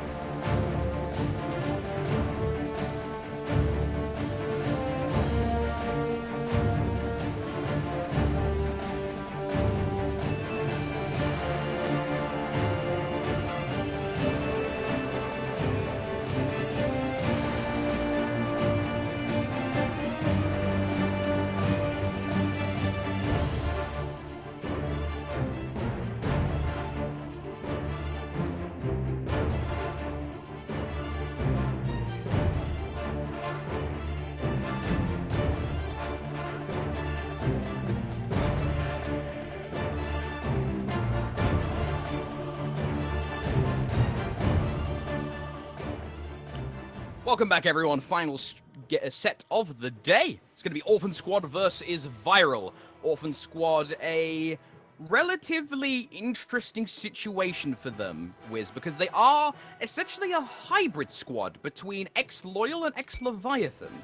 Yeah, so for anyone who didn't watch any of Split 1 or Relegations, effectively what happened is we had 4 teams. So it was Leviathan, Archipelago, Viral, and wow, the name has completely gone out of my why is it completely gone? Don't worry about it, move on. Archipelago, there we are. No, it was Loyal actually. Loyal, that was the go. one I had missed. Same So yeah, so we had 4 teams and they were all pretty successful. Then Split 2 started to be rumored. We were trying to work it out, and a lot of roster changes happened. I don't think we had any sort of team really stick together completely, apart from maybe Archipelago. So it's sort of like, yeah, Archipelago was actually the only one I've just been confirmed by production. So it's just like we're seeing so many different teams, and a lot of the teams that came up from relegations are sort of mismatches of the previous teams that we saw, including other ones from actually relegations gone past as well. So people that didn't quite get in, we're now finally seeing them moving into these teams, especially as we expanded to 6 teams of this league. Yeah, the extra teams, of course, do provide the extra level of competition, but let's keep things in the picks and bans for the meanwhile. Ganesh Osiris bans by Viral. They don't want to give Vintage any kind of super strong supports, because Vintage is a top-level support in the scene right now. He can do dirty levels of work, but let's not discount the other players on Get On My Level. Custard India Guy can be a formidable solo jungle pairing. Speaking of Vintage, though, looks like Kepri is going to be locked in for Orphan. That is most likely going to go to him. Hunbats as well here, Wiz. That's on Custard, unless India Guy is doing some role swap nonsense, which he has done in the past. Yeah, I most likely should be on Custard. We've seen him play Hunbats a lot. It's almost his staple god at this point. And I was actually going to mention it before the Kepri did get locked in. Vintage actually sort of has a signature Kepri as well. So Orphan Squad definitely have a good composition for them. Meanwhile, on the side of Viral, we see a pretty okay comp. And they've actually got a couple of flex picks in here, because we do see Amaterasu, who, again, we don't see it too much in Southeast Asia, but it could be an Amaterasu support, most likely going to the solo lane. Noctis plays it. Yeah, Noctis does actually play it, and he's on Team Viral, so could happen. We're not entirely sure. It's still very much up in the air, but the Bologna has been banned out, so they're definitely looking to try and stop some of these solo lane dominating characters. gods. Yeah. I would actually add on to that point about the flex specifically. Rampage is the jungler for Viral. Ravan just picked up. That isn't guaranteed to go to Rampage. Rakan Zero, as you may have seen yesterday, the Viral game then, can do work with solo lane Ravan. So again, Amaterasu and Ravan, both flex picks for Viral. That's what makes them so devastating in picks and bans. They have a lot of things they can lean on. Orphan Squad gonna go with the Hercules and the Vulcan. India Guy and Hokage are going to have that pretty much locked in, although Custard and India Guy, like we said before, can do role swaps. So again, that adds another layer of sort of what are they going to do to it. Chonga Wiz gets picked. So where is everything going? Could this be... Who's going where? In theory, this could be Chonga jungle, Robin solo, Giannis mid. But this is Southeast Asia we're talking about. No, this is definitely Rampage Chonga, because he plays Chonga obsessively in a couple of ranked games, and he's done it a lot during Split 1. So I'm gonna put Monopoly money on it. I was gonna head into game. Survey says it will be the Chonga jungle. All right, so it's gonna be Rakan Zero. Oh, they swapped. Yeah, Rampage is the mid laner for Team Viral. So yes, that is a Chonga mid. That's a Raven jungle. So where's Giannis? Going? Apparently in duo lane. Oh, fine. Fine. Just fine. Carry on, Wiz.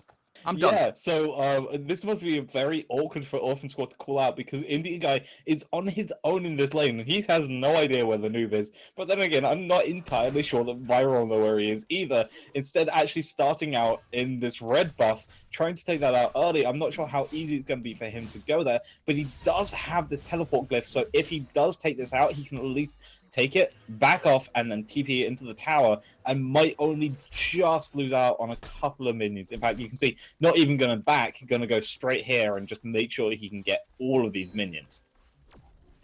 Get on my level, gonna try and take advantage of Viral in a 2-on-4 engagement. Shiz will be rendered first blood onto Custard. That's gonna be a nice solid jungle lead. But the amount of swaps these teams are doing, I mean, my picks and bans is already fraudulent enough as it is, Wiz, and now they're doing this? I mean, come on! Noob This isn't fair on me! taken lessons from Dracula, and instead of just completely listening to Dracula, he has now become the master. He is now learning how to evolve and going and starting out at the red buff, which I was not expecting at all, yet somehow it's probably actually going to work out pretty nicely as it means Noob can actually sit in this lane pretty nicely. But there is actually a decent fight going on around Oracle's TD Swag. Got to be careful here. TD Swag on the... Oh, the body blocks from Rakan are fantastic! TD Swag couldn't navigate around him at all. That's going to give Rampage the cleanup. It's 1-for-1, but they did drop the first blood to Custard. But what can Team Viral get off the back of this? Mid Harpies are good, and they're going to be able to go back to lane. That will result in the Golden XP lead being virtually equal. Yeah, and this is actually a surprisingly even game, even though there's just sort of like... It definitely seems to... Viral have sort of the somewhat slight pressure advantage, but it's only a very mild pressure advantage. It's like just a little bit, as I seem to be having a couple of issues. Kronos is angry. Yep, he's starting to mess with the timeline. Hold on, folks. This is going to get weird. We're going to try and fix this weird fast forward and fast backwards as soon as we can. Okay, 2 minutes and 34? 35? Yep. Okay, good. Kronos has hopefully stopped messing with us. Okay, so back into game. Sunder has been picked up by Rakan. He's going to try and use that to his advantage where he can in the jungle. Sunder has been on a downhill trend ever since the nerf, though. Yes, it definitely has been. If you don't know what happened with the nerf, they decrease the amount of damage it does, and they also decrease the bonus damage you take from it. So there's definitely some very interesting thing going on. Meanwhile, the India guy, though, going to be falling down in solo. Yeah, he's going to drop, and that's going to result... Okay, guys, apparently Kronos is really angry with us, so we're going to stop, get the replay fixed, hopefully, and bring you the first set, or the final set of the day. Don't go anywhere. Sorry about this.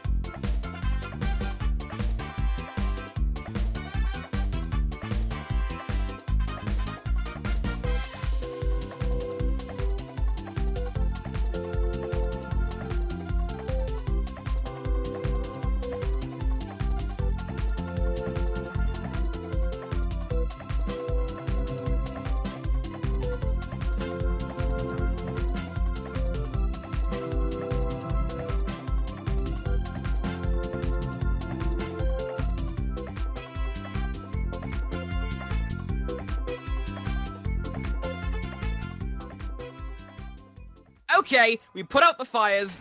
We're back. Hope you enjoyed the music. Shout out to Smikecart. We're going to be back in 2 minutes 30, and for the most part, things have quieted down after the initial flurry of action. Orphan Squad did get the first blood, but Viral were able to start battling back. Yeah, they have indeed, and it's still, again, pretty even as we were talking about, with Viral taking a minute lead. It is very small, but it is still definitely somewhat of a lead. I mean, again, if we have a look at graphs, it's 300, which you can barely even call a lead at this point. But in the duo lane, Noctis is taking quite a bit of damage, but Shiz is going to roll in to just make sure that T-Swag doesn't go in. But India Guy taking a lot of damage on the solo lane.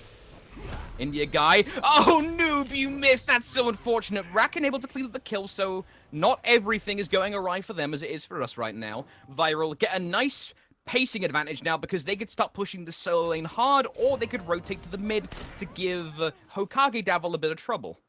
Also, it's going to put the noob in a slight boosted area. It's not much. Again, it's only very mild.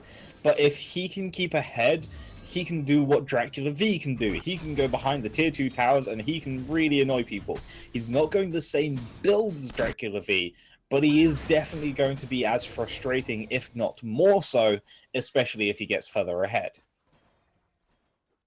Vintage and TD just cleaning up the jungle, keeping things nice and calm for the meantime.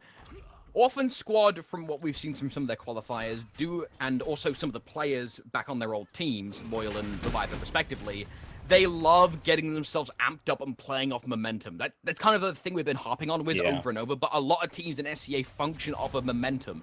But Viral, of course, the guys who won the last split, the last playoffs, know how to snuff out that fire before it can even spark. So the question is, can Viral keep that pace and lock down Orphan from getting ahead early? Or is Orphan going to be able to explode out from under Viral's foot and actually get something massive going? Yeah, Viral just definitely need to keep up this pressure, need to take out these oracles, take out the... Well, actually, they're going to take out Vintage, maybe, already under half HP, forced to use the Kepri ultimate. That was a lot of stuff used, though, for Viral, but it's still not going to be enough. Maybe Vintage is caught out in a rock and a hard place. Shiz going to be able to get that kill.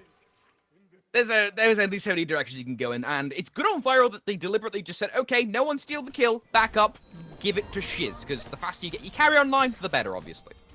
Yeah, indeed. And now the gold tree is started up. I'm not sure if Orphan Squad can come contest this, but Viral don't particularly want to go in. They're sort of hoping that Orphan Squad is going to try and stop them, and now the rest of them are rotating in. They spotted the mid camp going down.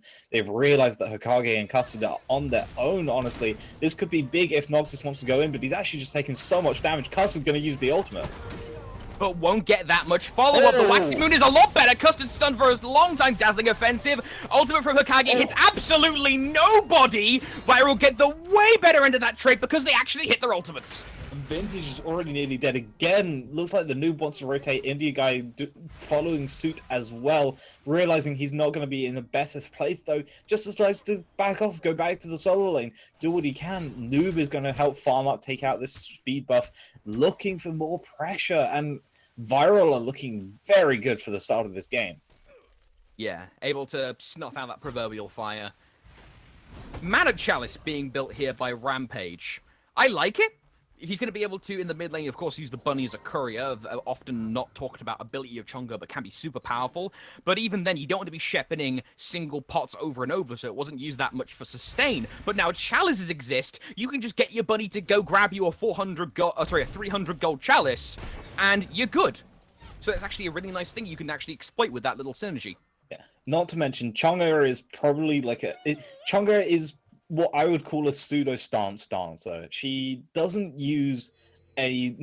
swap stances such as Ul or Hell, but she definitely uses very quick abilities with a 5-second cooldown on Crescent Moon Dance and 12 seconds on her Moonflower.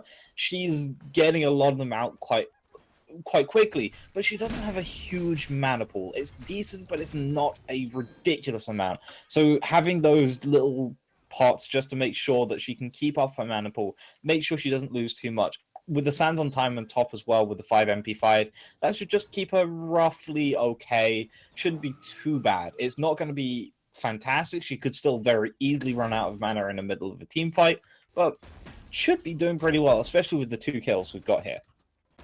Yeah. Combine that with the efforts here. Never mind, Orphan Squad pressuring Shears. They're going to go for it. Custard throws it in, teleports, goes for the overhand smash, weaves in the auto attack, but fantastic timing by Shears, recognizing the ultimate was coming out last. Viral sending the cavalry through time and space as an escape portal for Shears. Rampage still rotating around, dazzling offensive. Resurrect is going to keep TT saved. Mirror finds no one. Frenzy used by Viral to try and get some more damage, but Orphan Squad get away with fantastic timing to escape, but Viral, no slouches themselves, able to save Shiz in a nick of time while he was still in his ultimate. Yeah, as soon as that frenzy was used, immediately everyone on the side of Orphan Squad realized they could just disengage. The red team just had no way of following up. Viral had no way of going in afterwards because they just used it all. So as soon as that frenzy happened, everyone just went, okay, well, see you later then, and just walked away. Unfortunately, though, that does let Viral take the gold Fury. That's a big deal. It extends this gold lead. It's not a huge gold lead, but 8 minutes 30 in, you don't particularly want to see a 3.5k gold lead in favor of the enemy. So there's kind of an elephant in the room we didn't address that much because you and I are there's kind no of Ganesh in used this to one. it at this point. Yeah, one, there's no Ganesh, and two, the Yana solo. I see a good couple of people coming in like, oh, Yana solo, it's so troll, so troll. It's not, and let me explain.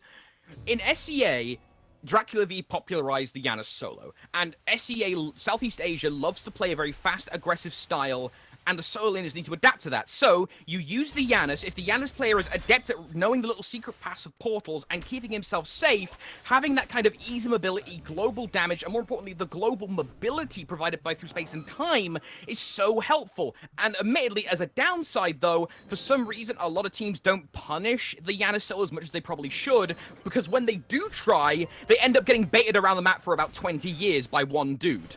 I mean, if we really want to talk about the viability of Yana solo, Divios. I don't know if you remember, it was a long time ago, probably season 2, God, I think. Yeah. But he used to run Yana solo and was honestly like, it was one of his favorite picks. It was one of his best plays, and he absolutely adored it. It's no longer been one of his things that he goes for, but I wouldn't be surprised if he's watching this, he might think, I might try that again now. I think I actually adored this too much. It's definitely an awkward pick, and you can really heavily be punished. But if you are not, like, if you're against a team who might not be entirely sure how to deal with it, it could be absolutely huge. Viral now, trying to encircle the area around the Gulf Fury Pit and the Oracles. Most of their walls are set up on that left side. Orphan's got opposite to the right. Back on the left, TD incredibly low. The Resurrect is huge from Vintage, going to give him a second lease on life. Shiz is up in the air, looking to kill him, but does not find it. Vulcan ultimate. What is it with Vulcans are whiffing ultimates today? There's no reason. Why? Stop it. Shiz trying to roll away from Custard, but the auto attack is good. It will kill him. Now Noctis Poi, all on his lonesome. Can he get anything off of this guaranteed death? Or is it not guaranteed? No, why did you path that way? Take a route and decide. Oh, this little pathing mistake results in his death. The portal was right there. But now Raccoon's going to try and do what he can to go in. Doing what he can. Nice! Waxing Moon's going to be able to hit into go and Vintage, but no one is going to be able to follow it up. Hikage is on his own. Is going to be able to safely move into the tier 1 tower, though. Meanwhile, Portal Demon actually got finished off by, I think, Raccoon and the Noob. They just did it on their own. Unfortunately, though, that's cost the rest of their team a pretty bad setback. Still not terrible, though, because there's another 4k gold in it. Vintage, though, if he gets killed, that lead's going to narrow. That lead's going to increase, excuse me. Viral now switching their attention to the exact opposite side of the map. They want to pressure the lane that has just been vacated by India guy, and it's going to be successful due to a combined force of arms, excuse me. Oh, actually, this might be very bad. Oh. Why did India guy TP into this? There's 5 members around and no one else is nearby. There's nothing for the rest of Orphan Squad to go for. This is just a free kill for the side of Team Viral. That's so unfortunate. But why, though? Why? Don't question it, Verb. Okay, I won't question it. Moving on. Noob getting very aggressive on the top left side here. Trying to get back to his tower before TT can get there. Sorry, moving aggressively, I should say. Noob's out of mana, though. Has the blue buff around his belt so he can regenerate mana nice and fast. Viral, meanwhile, still got that organized hit squad around the right. They are going to be looking for either the mid camps or to kill the 2 Orphan Squad guys in the mid. I mean, they are going to be able to hit Akagi. He's taking quite a bit of damage. He actually forced to use Purification a little too early. Nox is going to be able to find the stun, but Rampage finishes off Custom in the backlane. Nice ultimate from Vintage, though, keeps Akagi alive a little bit longer, and I don't think Noctis really wants to go in, but Shiz is Marvel's going to be able to hit that last little tap. Now, the tier 1 tower in the mid lane is going to fall down, and probably just going to keep on pushing forward, but there is a Gold Fury coming up in the next couple of seconds. Go Fury, like you said, coming up. But I don't think that Viro's going to initially go for it. I think they're actually going to play things a bit safe because they are somewhat low on resources. Look at their mana bars, all quite low. Rampage doesn't have enough for a full ultimate, nor does he have the cooldown. Actually, no one's got cooldowns for the ultimate now that I look at it properly. So that Gold Fury is going to be important, but I think Orphan Squad is going to try and trigger it first, or at least bait it, because now they're in a decent position to do so if they actually get a hustle on and get there right now. Yeah, they really have to be the one to start it, but I don't think they will be able to finish it at all. It will just be a pure bait to try and get Viral to use something in. They know Shiz's ultimate is down. They've just used it. It is a fantastic time to actually go in because they know most of things are down. Only the noob's ultimate is currently up. Whether they know that, Rampage's ultimate has now just hit up. Now suddenly it seems like Viral probably are going to be the ones to take this anyway, and Orphan Squad aren't going to be able to do anything about it. There are 2 members over here. Is this going to be a Fire Giant call maybe from the side of Orphan? No, they're just going to... They're dragging the being. Keep it simple. Keep it simple. Noob is just distracting here, and Orphan Squad stole it! They got it! What? Why? How? Vintage Where? stole Who? How did Vintage get it? Answers on the postcard, please. But that reduces the actual extra lead that Viral could have got by a huge margin. That is fantastic for Orphan Squad. Admittedly, they are going to start losing people. Shout out to the snipes from Sniz, 3-hit McTeedy. But the Gold Fury's gone, but I don't think that steal's going to be worth if this tower falls. I mean, it's pretty worth because it was a death for Vintage, but TD Swag got caught out afterwards. That's not something you want to see. Said Hercules going to try and come in, and nice ultimate from Rampage, and this is going to be a beautiful little fight. The Chonga ult set up to hit the Hercules after also ends up hitting the guy right behind him. India's the last man standing for Orphan. Viral, get the tier 1. Tier 2's looking awfully tasty, and so's the lobster with some butter on him. Yeah, he's already back, but he's not going to be lasting too much longer, I don't think, as India guy falls down. So I think I want to talk about how the fact that it seems like Southeast Asia has learnt from Divios in the solo lane. They've learned from Incon in the support role of stealing objectives, and they've learned from Jerby of missing ultimates. They have their own unique flavor, though, because if you had to put Southeast Asia on a box quote, it's Smite. It's abridged, Loki first ban, Yana solo, lol lol lol. That's what usually ends up happening, but there is a very good point, Wiz, to them. They will pick up traits and unique little things from the other scenes. You know, it seems very much like a Fustercluck, and it pretty much is. Shout out to the Ultimate. But they do still pick up a lot of things from the other scenes, especially LATAM and OC. They actually take a lot of tactics from there. Not necessarily EU and NA, because those can be a bit harder to pull off in this kind of wacky environment, but the other scenes definitely.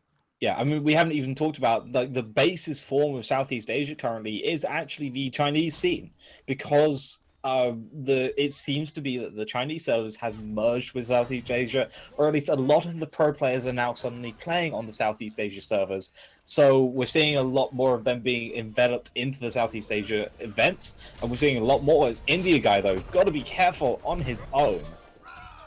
India guy, oh, you're Hercules, but you're not late game. You can't survive like that. You're a level 14 versus level 19. TT Resurrect is going to keep him alive somewhat, courtesy of Vintage, but Viral, fantastic coordination. They realize don't go for him immediately, just go for someone else. Swag goes down. Custard immediately falls after that. Viral, the Wrecking Crew, going after the tier 2. It will fall. They've got a lot of Phoenixes that are very vulnerable on Orphan Squad's side of the map. Well, all 3 of them are vulnerable, and I don't think Orphan Squad can do anything to try and defend this. Hokage is just getting zoned out by Rampage on his own. The middle Phoenix has fallen. They're debating which one they want to go for. They're actually going to go straight for the Titan. This could very much be a game in under 20 minutes. We were talking about Smite Abridged. This is the actual version of what we normally see. He hit an ultimate. Hey! Hokage finally hit an ultimate. Or Vulcan finally hit an ultimate. That's nice. Hokage, no, never mind. He's angry. He wants to try and get some revenge. Raccoon goes down. Orphan Squad are fighting. They're not dead yet. The Titan leashed. Viral weren't able to finish. Oh no! Now Orphan Squad are going to be on the front foot trying to take out Viral. The pull is good, but Viral is kind of dilly-dallying. They need to decide, do they go in or do they go out? They can't just linger like this. Someone's going to die. Yeah, they really need to be able to back off. Custard, though, is going to fall down. Vintage on his own. Nice Hercules ultimate. Actually going to rip through the rest of them. The ultimate from Carnanos as well, but he's already down. TV Swag just dying too fast. Shiz is trying to do what he can to finish this off. Noob as well doing what damage he can, but you can't hit the Titan with that ultimate Noob. Vintage gonna be able to take out Shiz, an India guy chasing down the Noob. He doesn't have his portal just yet. Is actually not gonna be able to get it off. Looking for an India guy though on basically no HP. Noctis finally taking him out. And now Orphan Squad have defended, but it's not gonna be for long. They really should have gone for that second Phoenix. Yeah, Viral dilly-dallied way too long, Wiz. They should have... The hesitation cost them huge. They could have gone for the other Phoenix, like you said, the second Phoenix. They could have gone for some jungle camps, or probably more sensibly, just go back, armor up, spend their golden hand, because they had a decent bit, and then go for another run on Orphan Squad when they would still have one or two guys coming back from respawn. Yeah, and now, unfortunately for the side of Viral, this has actually delayed this game a lot longer than they were expecting. Now they've got to either wait for another Fire Giant, they've got to group up, go for the Gold Fury, get some more items, which they are actually quite low on. If you look at the builds, we're nowhere near the end of this game yet. There's still sort of 2 or 3 items for most players that just have yet to be finished. Meanwhile, Noctis is just in the mid lane pushing. And he doesn't need to worry about the fact that there are 4 members of Orphan Squad around here. He's not going to die anytime soon because he still has that Fire Giant buff on him. He's still pretty fed. Gold Fury going down. Red team probably going to be looking to actually go into this. And this time play it a lot safer. Yeah. Gold Fury is more of a formality at that point. It's like, okay, let's just grab it quickly and then move on.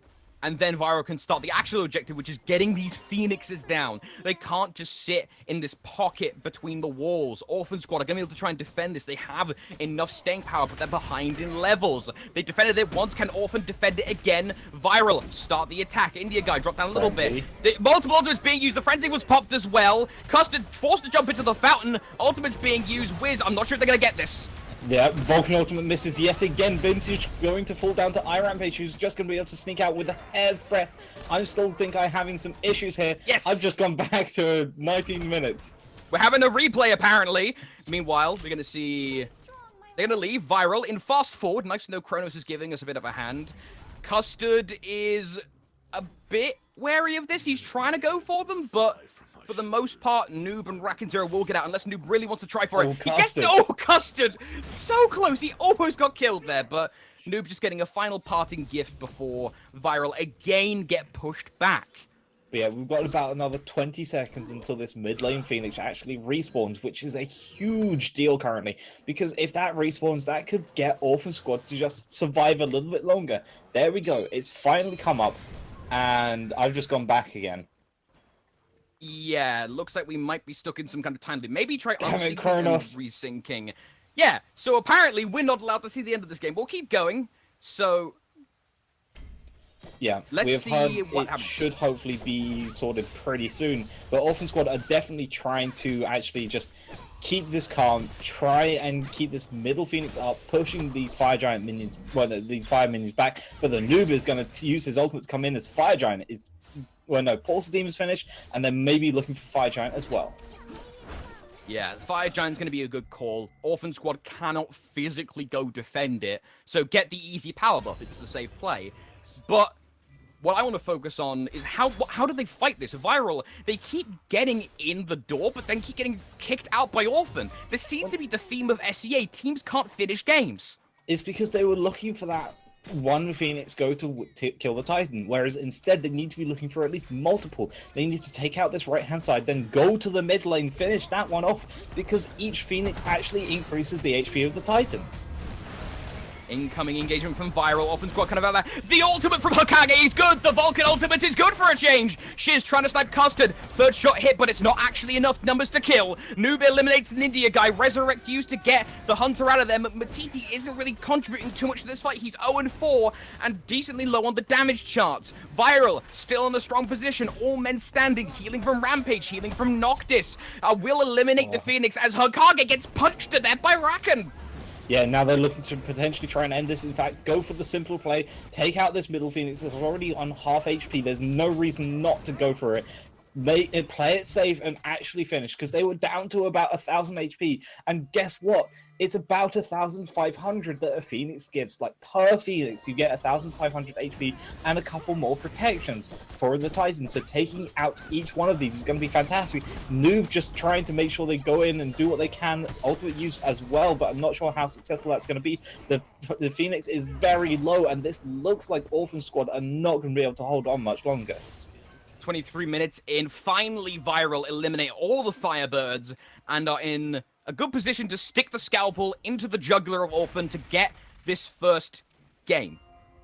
But Orphan are doing a decent job at defending. Well, actually, I'm not sure if it's them, it's on them doing well, or Viral just choking on the offense. Okay, it's actually finally going to start here. Rakan going in. Viral need to focus the actual Titan. They don't want to chase people to the fountain. They're chasing people to the fountain. Why are you chasing people to the fountain? Kill the Titan already, Viral! What are you doing? The Titan is actually on full HP due to the fact that they've been leashing it constantly. Now finally dropping down, already on half HP. This could be the end. Beautiful ultimate, like, Hunt of the Wild, just to try and keep it a little bit longer. Thank God! It's not going to be enough. Finally! Oh, Southeast Asia, please learn how to finish games. I am tilted off of this earth. Viral could have ended that at least 5 minutes earlier, but they kept going to pat their KDs. Stop it. That's all we need to say. We're going on to game 2. We're going to get out of this temporal time loop that me and Wiz are stuck in with the replay. And let's see if Orphan Squad can actually get the 1-1 or if Viral is going to get the 3 points and the 2-0. 2 minutes on the clock.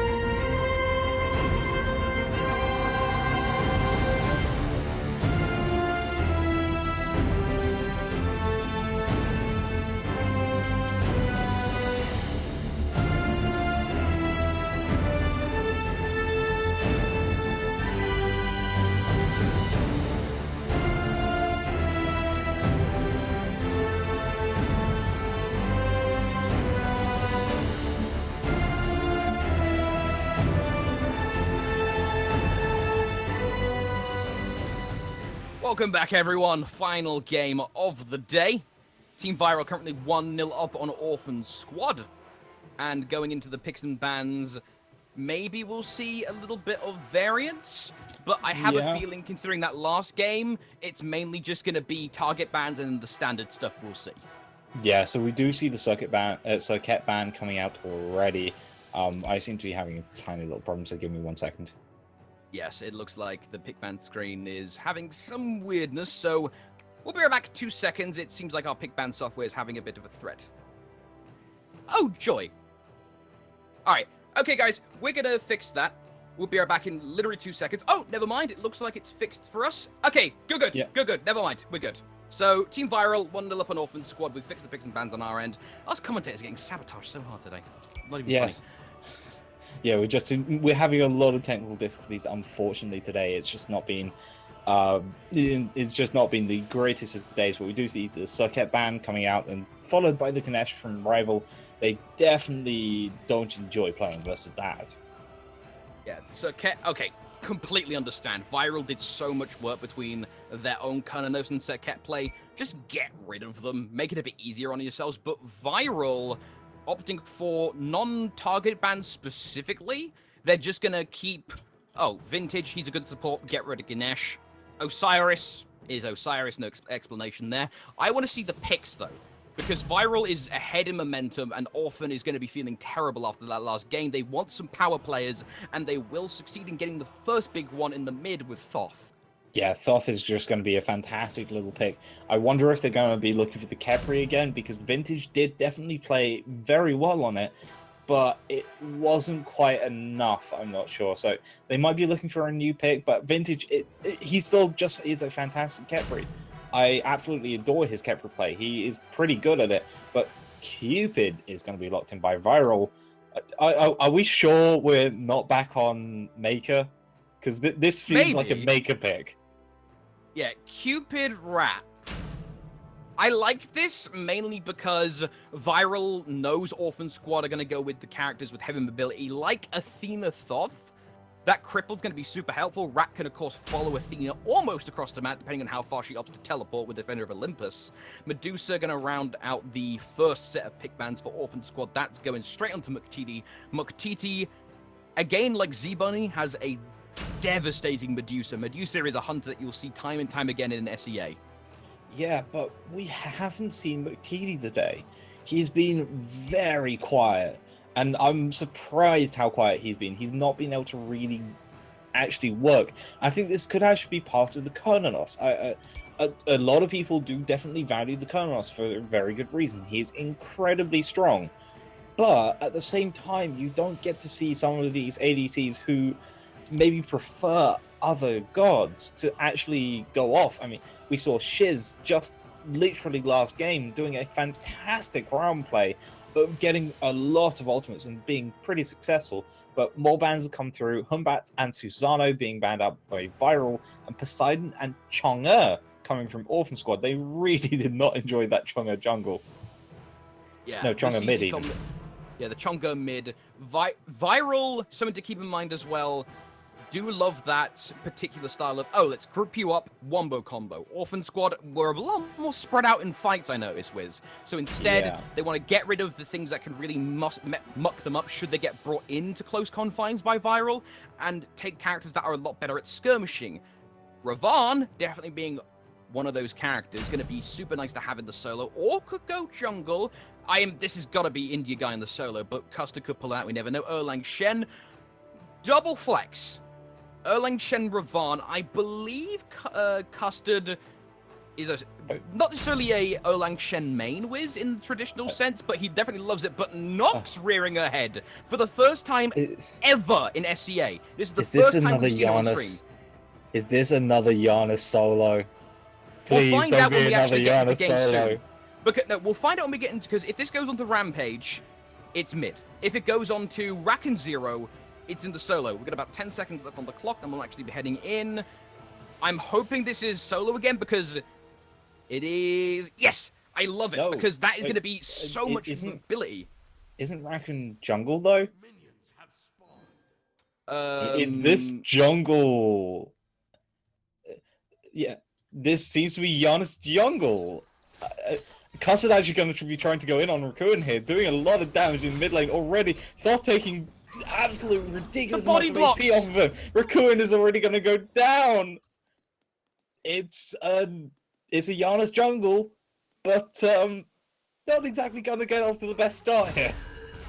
Wiz, you know that feeling where you start getting really paranoid and insecure about what you say? I'm feeling that right now. I thought that was going to be the sensible SEA Giannis solo, but no, it's going to be Giannis jungle now, apparently. Yeah, like, why would you think that it would just be the same pick constantly time and time again? That's not how SEA works. We're going to have amazing picks like Giannis jungle.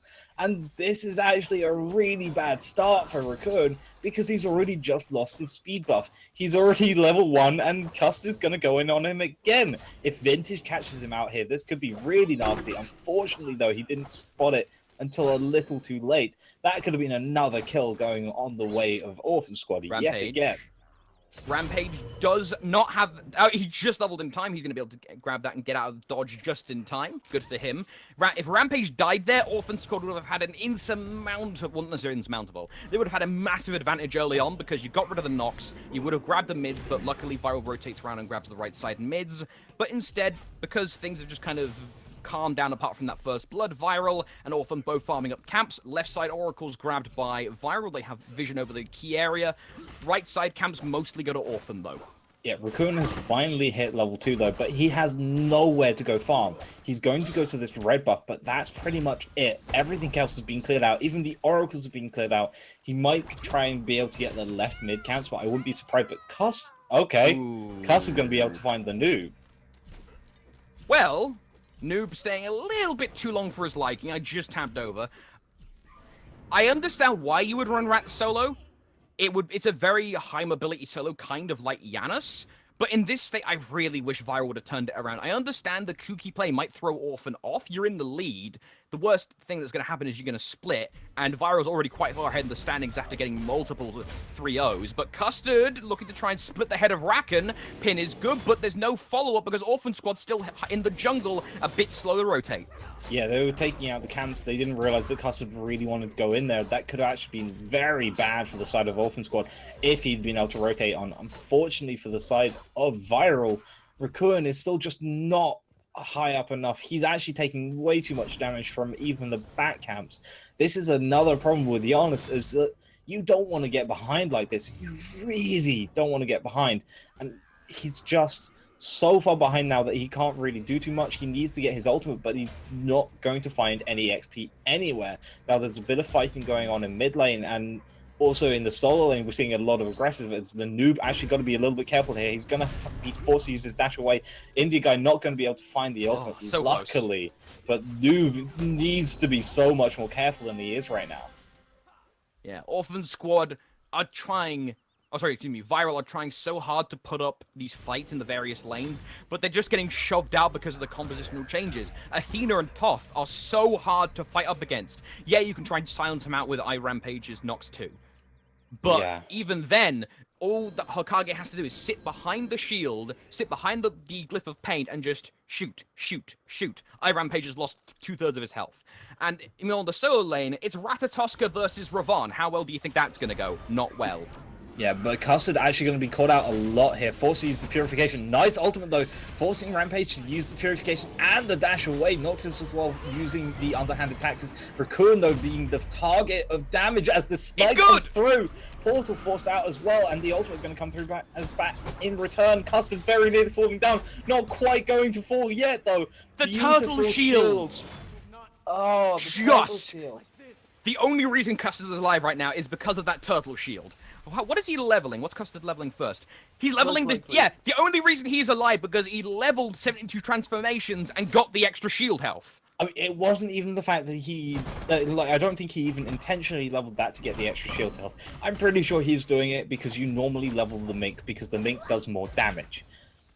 It just accidentally meant that when he used the turtle to get out there, he was actually able to just have enough HP to live. Oh, that was way too close for him. But again, Orphan Squad just getting out by the skin of their teeth, and Viral just not being able to punish. They need to find something. Hokage just taking a decent amount of damage in mid lane, but That was a Nox combo, and it did barely anything, and he's already back in the tower. He's recalling. He doesn't have to worry. Shiz is taking out the oracles, but not much is going to happen if you just take out the oracles. You need to be looking for something extra. You need to be looking for this gold fury. You have 4 members here, and it looked like TD Swag thought that's what they were going to do, so you want to go check quickly. Luckily for him, Viral are just playing scared right now.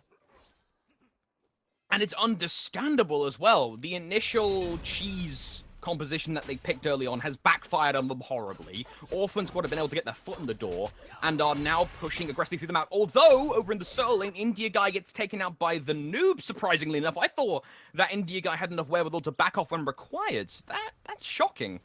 I mean, India Guy also had his ultimate up. I imagine he thought that he could fight the noob there, and then the noob just kind of suddenly came around with the healing of the Acorn of Vigil, combined with the Death Toll healing as well. That's probably where most of that came from, so he was just surprised at just suddenly how it became from something to nothing. But gotta be careful, noob. There are 2 taunts, but unfortunately Vintage does miss his, and Custard can't really go in from that onwards, so he does get out safely. Now Viral need to be doing something else because there are 2 members on this right-hand side. What are they going to do? They need to rotate fast, otherwise Viral is going to get super aggressive and then get an objective off the back of it. Orphan Squad get there in time, and Viral make the safe play and back off. Good. It's nice. Well, one, it's nice for us in the booth to actually have a little bit of a more lazier time. Yeah. More importantly, the players are being a bit more passive, which is good. They're not rushing into things and making a ton of key mistakes by like leaving people out on their own to die.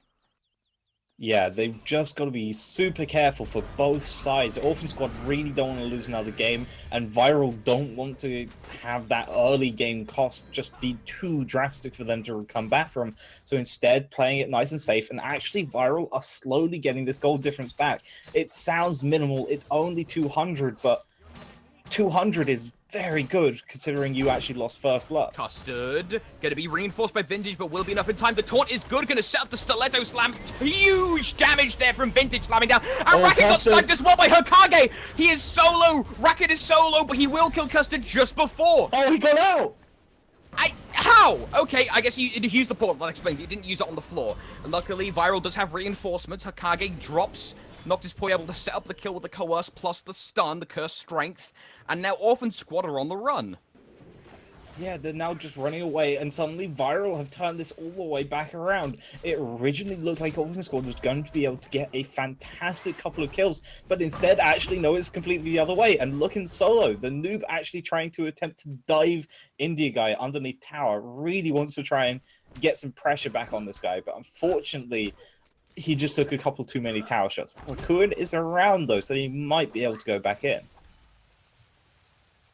Now, Gold Fury is looking awfully tempting, because Oracles, yeah, you grab them all the time. Big whoop.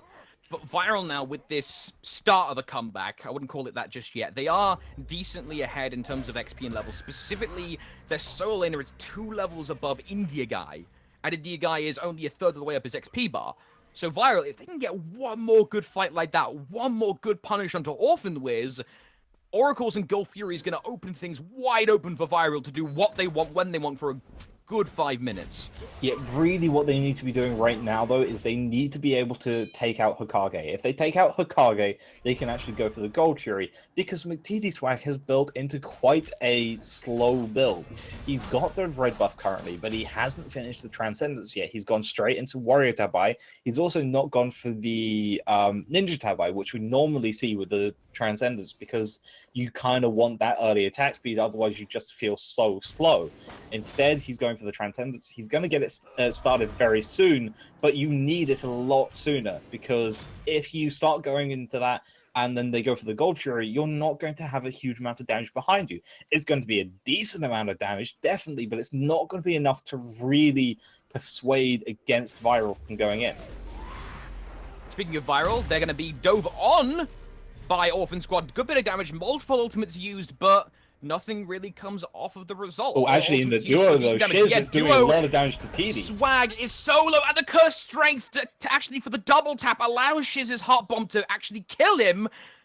Shiz now has a decent bit of room to rotate along with Noctis, but they have to retreat instead because Orphan Squad immediately rotating around to threaten it. They get seen by the ward, and because of that, Viral can't do too much. Yeah, Shiz also used the Fields of Love there, so he can't actually go Solo. and try and start Gold Fury. But yeah, solo, as you said, there's a huge rotation coming through. Noob hops on Yggdrasil. He decides, I'm out. I don't need to deal with this. Or no, he does. He hits absolutely no one. That's absolutely not what you want to do. Well, the Indian guy the already Nox combo falling is down. huge. Okay, he gets revenge with the help of Rampage. Noctis pops the Frenzy. Gonna give his team so much more damage to work with. The Dragon Transformation hits no one. Will he jump in to try and hit Custom on the back end of the Curse Strike? But no, the stun from the punish from Okage buys Orphan Squad enough time and enough room to retreat and back to base successfully. But they're about to lose the Portal Demon as recompense. Hey, do you know why Rat doesn't actually ever normally need boots? Why is that? Because he's the branch manager. I actually hate you. That's a specific joke, and I actually hate you. Oh my god. Alright. Are we doing more UK jokes? Let's mention them like, why not? So, I hate you, Wiz. Viral. Getting a good job on... Viral. Doing a good job of that engagement, they were able to grab themselves Portal Demon and keep the pressure going. But Orphan Squad now, they are starting to feel the effects of the level deficit. Let's have a look at the numbers here. Level 13 versus 11. Level 11 versus level 9 in the jungle. 10-10, that's fairly even. But Rampage and Hokage have been delivering similar levels of success in these fights between fantastic snipes from Hokage and beautiful silence root setups from Rampage when he's been able to get the opportunity to do them. Yeah, and it seems like Viral is definitely the one winning in a very few amount of cases, but they are definitely taking a lead, and now the Oracle's being taken out by Shiz yet again with Rampage helping. Gold Fury could be on the table soon. Since Portal Demon is down, it's not coming up for quite some time, so possibly going to be the next place to fight. Definitely nowhere near Fire Giant ready yet for either of these teams, but just they are prepping up. They're ready. They really want to go. I think Viral are ready to try and punch through this barrier that Orphan Squad originally set up, but Viral just need to be grouping together to do it. And unfortunately, the Noob is over on the solo lane and Shiz is over in duo. They all need to be in middle. They all need to be trying to get this team fight started up. Otherwise, it's just going to end up Orphan Squad winning because Hokage is just going to rip through with that Thoth ulti. Yeah, and Orphan Squad, the more time that Viral let Orphan Squad just simmer, the more farm that they can get, and the more opportunities start opening up for them to get aggressive onto Viral. Viral are ahead. Viral have good opportunities, and they've taken opportunities away specifically from Orphan Squad. That's the more important thing. Yeah, they've done well and got themselves Portal Demons, but everything they take is an objective or a key part on the map denied from Orphan Squad.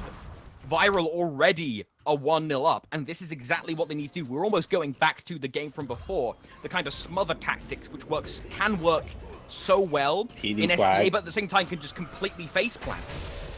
Yeah, they're going to be able to actually start leashing the Gold Fury. Custer's going to be the one focusing on it. Looks like Viral are actually going to be able to take it, and Custer's on no HP. He's already going to go down. T-Strike followed up down by Noob as the underhand attacks is on towards Vintage go through. Not sure they're going to be able to hit anyone, but Noctis nearly dead already. How did he get out of there? He should have been dead to rights. Vintage is going to be dead to rights, courtesy of the Janus. And Viral, again, getting a fantastic fight. 3 for zilch in favor of them. And now they're going to possibly even get a tower as well if they can get India Guy to go away. They got Gold Fury, they got 3 kills, and now they're looking for a tier 1 tower. I doubt they will make it because Hokage is here. He's enough to defend it, but Portal Demon is coming up in about 2-3 minutes, so they can go back, they can recall, they can get some buffs, they can get the XP, and they can get their items, and then they can go fight around Portal Demon. And if Orphan Squad don't answer back in time, that's just going to be Viral taking another thing for basically free. And that kind of, what's the word, I guess, no, not freeness, that sounds rude. That kind of easy-to-grab objectives that Orphan have been giving up is what's been giving Viral the advantage. Orphan did so well in that last game, trying to hold on for as long as they can. The last thing they want to do is give Viral what they need, which is the quick levels to get their late-game guys online. You know, it is a Janus jungle. early on in the jungle doesn't do fantastic, although admittedly the stats tell a different story. But it's a late game Janus. It doesn't matter what role you're in. You have a Nox and a Janus. That is so much utility and so much damage that Viral could pull out if they can get those levels quickly. But as a sort of rebuttal, they don't have that ultimate like a Thor or a Humbats to really go in. They've just got to hope with the sort of Cupid ultimate or the Rat ultimate. But Custard getting absolutely blown up here, still alive. The ultimate going to come through just to keep him alive a little bit longer. Vintage, though, falling down. Nice Petrified to keep Rampage at bay. Noctis, though, looking around, trying to chase, waiting for the hammer to come back up. Nice little tap over the wall. Beautiful throttle. Though, he's going to force Shiz back. Actually, no, Shiz going to die. Shiz will go down, but Rampage blows up the Medusa, but he gets blown up by his rival mid laner in the process. 2 for 3 trade for Viral. They're looking for the 4th. Down comes Noob. It did help out, and it will go down. Noob with a fantastic rotation at the right time, not immediately getting greedy, and knowing that Ravan can't chase him quickly enough around the map. Viral get the 4 kills and get the tower, and they might even go for the oracles as well, just to top it all off. Yes, they will. Raccoon's going to be able to take those pretty nice and easily. Portal Demon as well is on their list. Don't think they particularly want to start it up, especially if they spot India Guy, but I don't think they have. Actually, yeah, Noctis is going to try and go full in on this using the Dragon. This could be really bad for the side of Viral. They've just noticed that India Guy's here, forced the leash off of it. The Fire Giant's been started up as well. This is not great for Viral. They probably need to just get off of this and accept their fate. Finally deciding that, yeah, that's not going to work. You're doing well. Don't overstep your boundaries. Probably for the best. 16 minutes in, 12 kills to 4. Viral looking to secure the clean 2-0 again. They have not had any other result in this split so far apart from 2-0s, 2-0s, 2-0s. That puts them so high on the standing. Orphan Squad, meanwhile, are trying to claw this back to a split. Yeah, Orphan Squad really need to start getting some wins because you are, like, this is quite a long split, but it's still not that long. If you start losing games that you really feel like you should be winning or you should be at least surviving for a lot longer, you're going to start getting demoralized. The more you get demoralized, the longer the split is going to feel, and the worse these games are going to feel for you as well. You don't want to be demoralized right from the start, right from the get-go, because it's much more harder to come back up than it is to start from the top and go down slowly.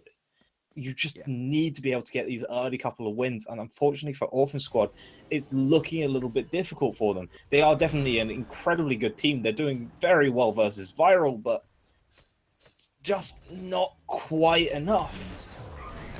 Duo lane here, Swag, they get caught out. There's fighting on 2 sides of the map here, left and right. Right side of the map, Rakan Zero will drop to Hokage in an absolute brawl. It's a 2 versus 4. Rampage gonna be the second casualty, and it's only a matter of time for Noctis to either get out of dodge or go down. Viral can't fight this fight. Orphan just got more than enough kills on the 2 biggest hitting guys. This is super risky. Okay, good. They decided against that. That was going to be the riskiest thing I think I've ever seen. Noob meeting Custard in the jungle. Meanwhile, also, TD Swag is defending from Shiz over in the duo lane. But it looks like the Noob is going to try and fight Custard here. Going to see what he can do. Did lose the blue buff, though, so the Noob is going to be a little bit careful here. Going to use the dash away to make sure he doesn't get hit by the Athena taunt. And now, suddenly, everything's going to be back to disengaging. TD Swag actually getting a little bit of a boost against Shiz, since he actually does still have red buff. Die. I'm shocked. He was very low and was being chased by Shiz while that fight was going on the right side. Didn't die off screen. All right. Nice job there by TD. I wish I was watching to see what he actually did there, though. Yeah, he's just been able to consistently stay alive. This is what I sort of wanted to hit on a little bit. We haven't been talking much about TD. He's not been doing the sort of highlight reel plays. He's not been doing fantastically in this lane, honestly. He has been a little bit behind. But he's been doing enough to keep himself and his team alive. But there is a big fight around gold. Yep, Gold Fury's going to be the main source of this. Petrify hits 2, forces the beat. Custard! Fields of Love. The home downtown shot there by Rampage is going to result in Custard using all of his stuff, using the Bracer and using the Turtle Shield. Meanwhile, 1-for-1 trade there for both teams. Make that 2-for-1. Custard's going to drop to Noob. This is a very chaotic fight. Viral spreading out Orphan. India Guy wasn't able to support his teammates because he was trying to chase down Rakan Zero. He's going to change targets to Noctis Poi. And really, Orphan Squad need to get out right now. Viral are going to be able to beat them every time. Yeah, Viral don't really want to actually fight because they don't have Shiz or they don't have Iron Rampage. They sort of just want to sit around, make sure they are being aggressive, but not enough to actually really worry. Meanwhile, Orphan Squad really want to go in. The India guy knows he can probably get a kill, maybe 2, but now Iron Rampage is around. It's going to be a lot more difficult for the side of Orphan to actually get in. So instead, they're just going to back off, and this could be the perfect time for a Gold Fury. Yet, since they don't have the Cupid, they can't just DPS it down. Now, speaking of the Cupid, we saw in that last fight, Shiz popping the Fields of Love down in time. That cripple is giving Hokage Devil, Vintage, and TD such a hard time, because they're so reliant on that style of team fighting where, okay, you, Hokage, save your dash, but use it in such a way that if you get inevitably dove, you could just nuke someone. But the cripple is giving them so much grief in the fight, it seems to be shaking up how often actually do their order of attack. They're instead having to concentrate Shiz and force the Fields of Love first, or at least send someone to do it, and that's risky, because Cupid is usually in the backline or right in the middle of his protectees.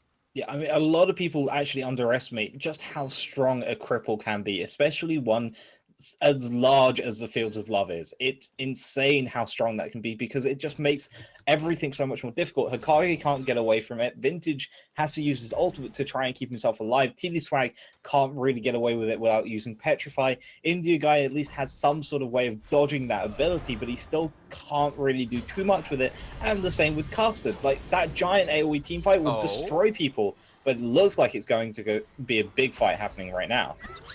That very questionable engagement by Noob and the rest of Viral, blowing multiple ultimates for little gain, but Orphan had to blow a few of theirs as well. 1 ultimate to 3, reads the ultimate line. Noctis has his and his alone, but TT, Hokage, and India all have theirs much more devastating. Stuck inside the Nox, Silence does good damage. The Petrify, the multiple pull through the Yanis portal, rides Orphan. The snipe's going to be decent there from Hokage, but Rakanzero gets the first blood onto Custard.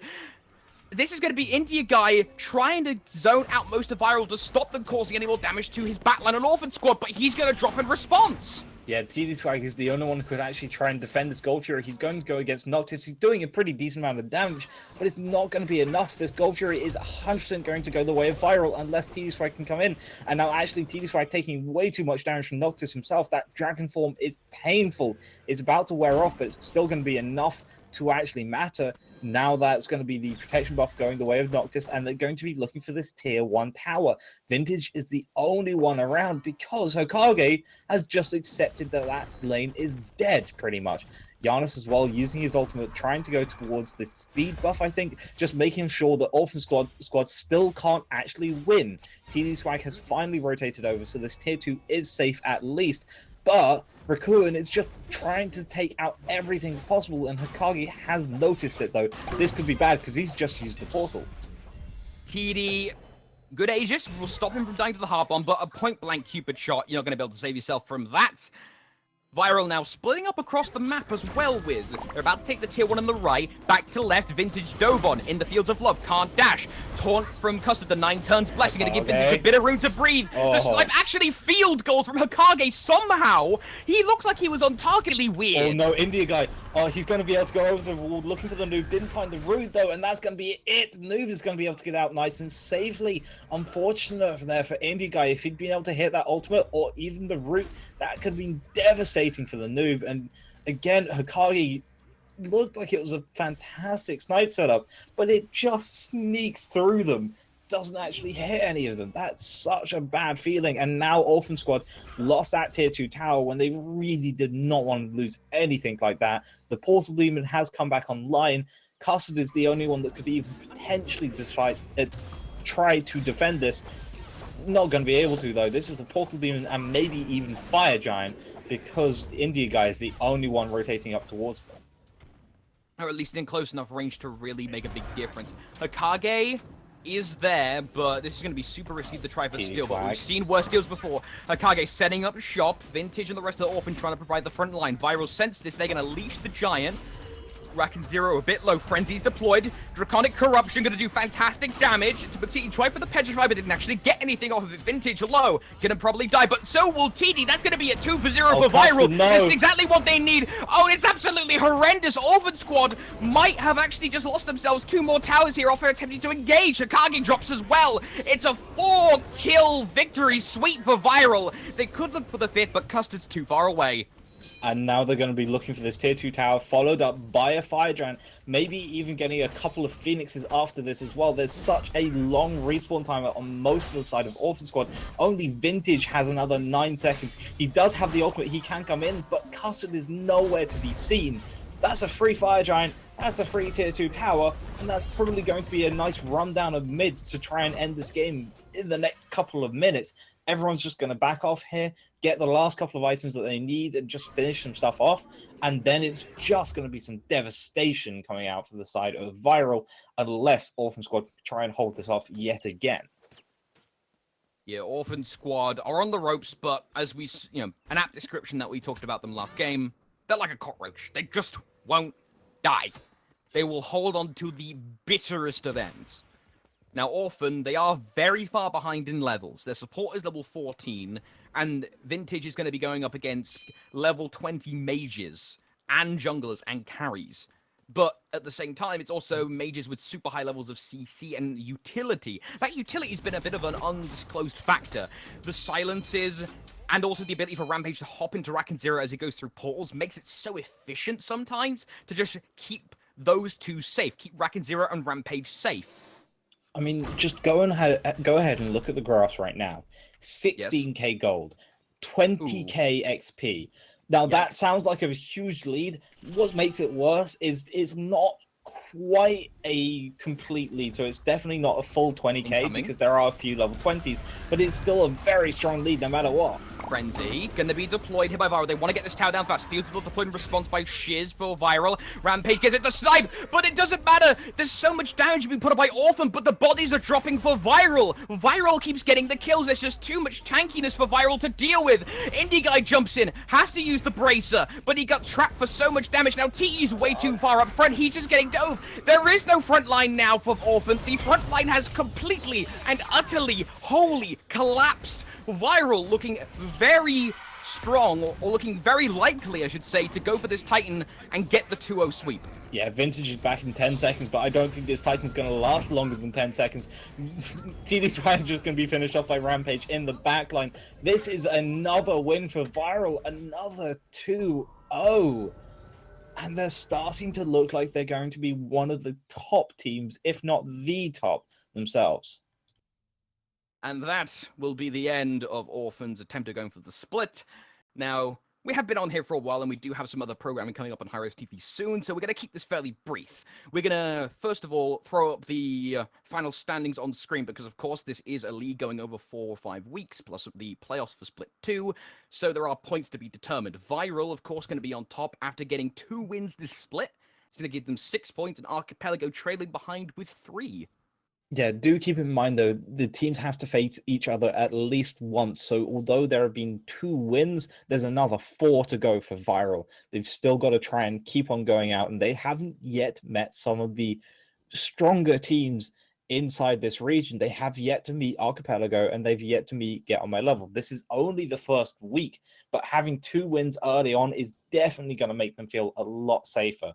Yet they've got to be careful coming up, because Archipelago could easily take them out if they're not paying attention. Yeah. Then looking further down the standings, Get On My Level, Loyal, both sitting at the 1 spot. They had okay times. They were able to get some points here and there, but they are going to be on a nice edge going into the next week, because I believe if I look at the schedule quickly, next week is as follows. Thursday will be Loyal Archipelago, and Friday will be Blitz, Loyal, Viral, Get On My Level, Archipelago, Orphan Squad. So they're going to be looking for some more points. But Blitz, the real story, in my opinion, comes at the bottom of the standings. Orphan Squad and Blitz. They had so much potential, but it was snuffed out.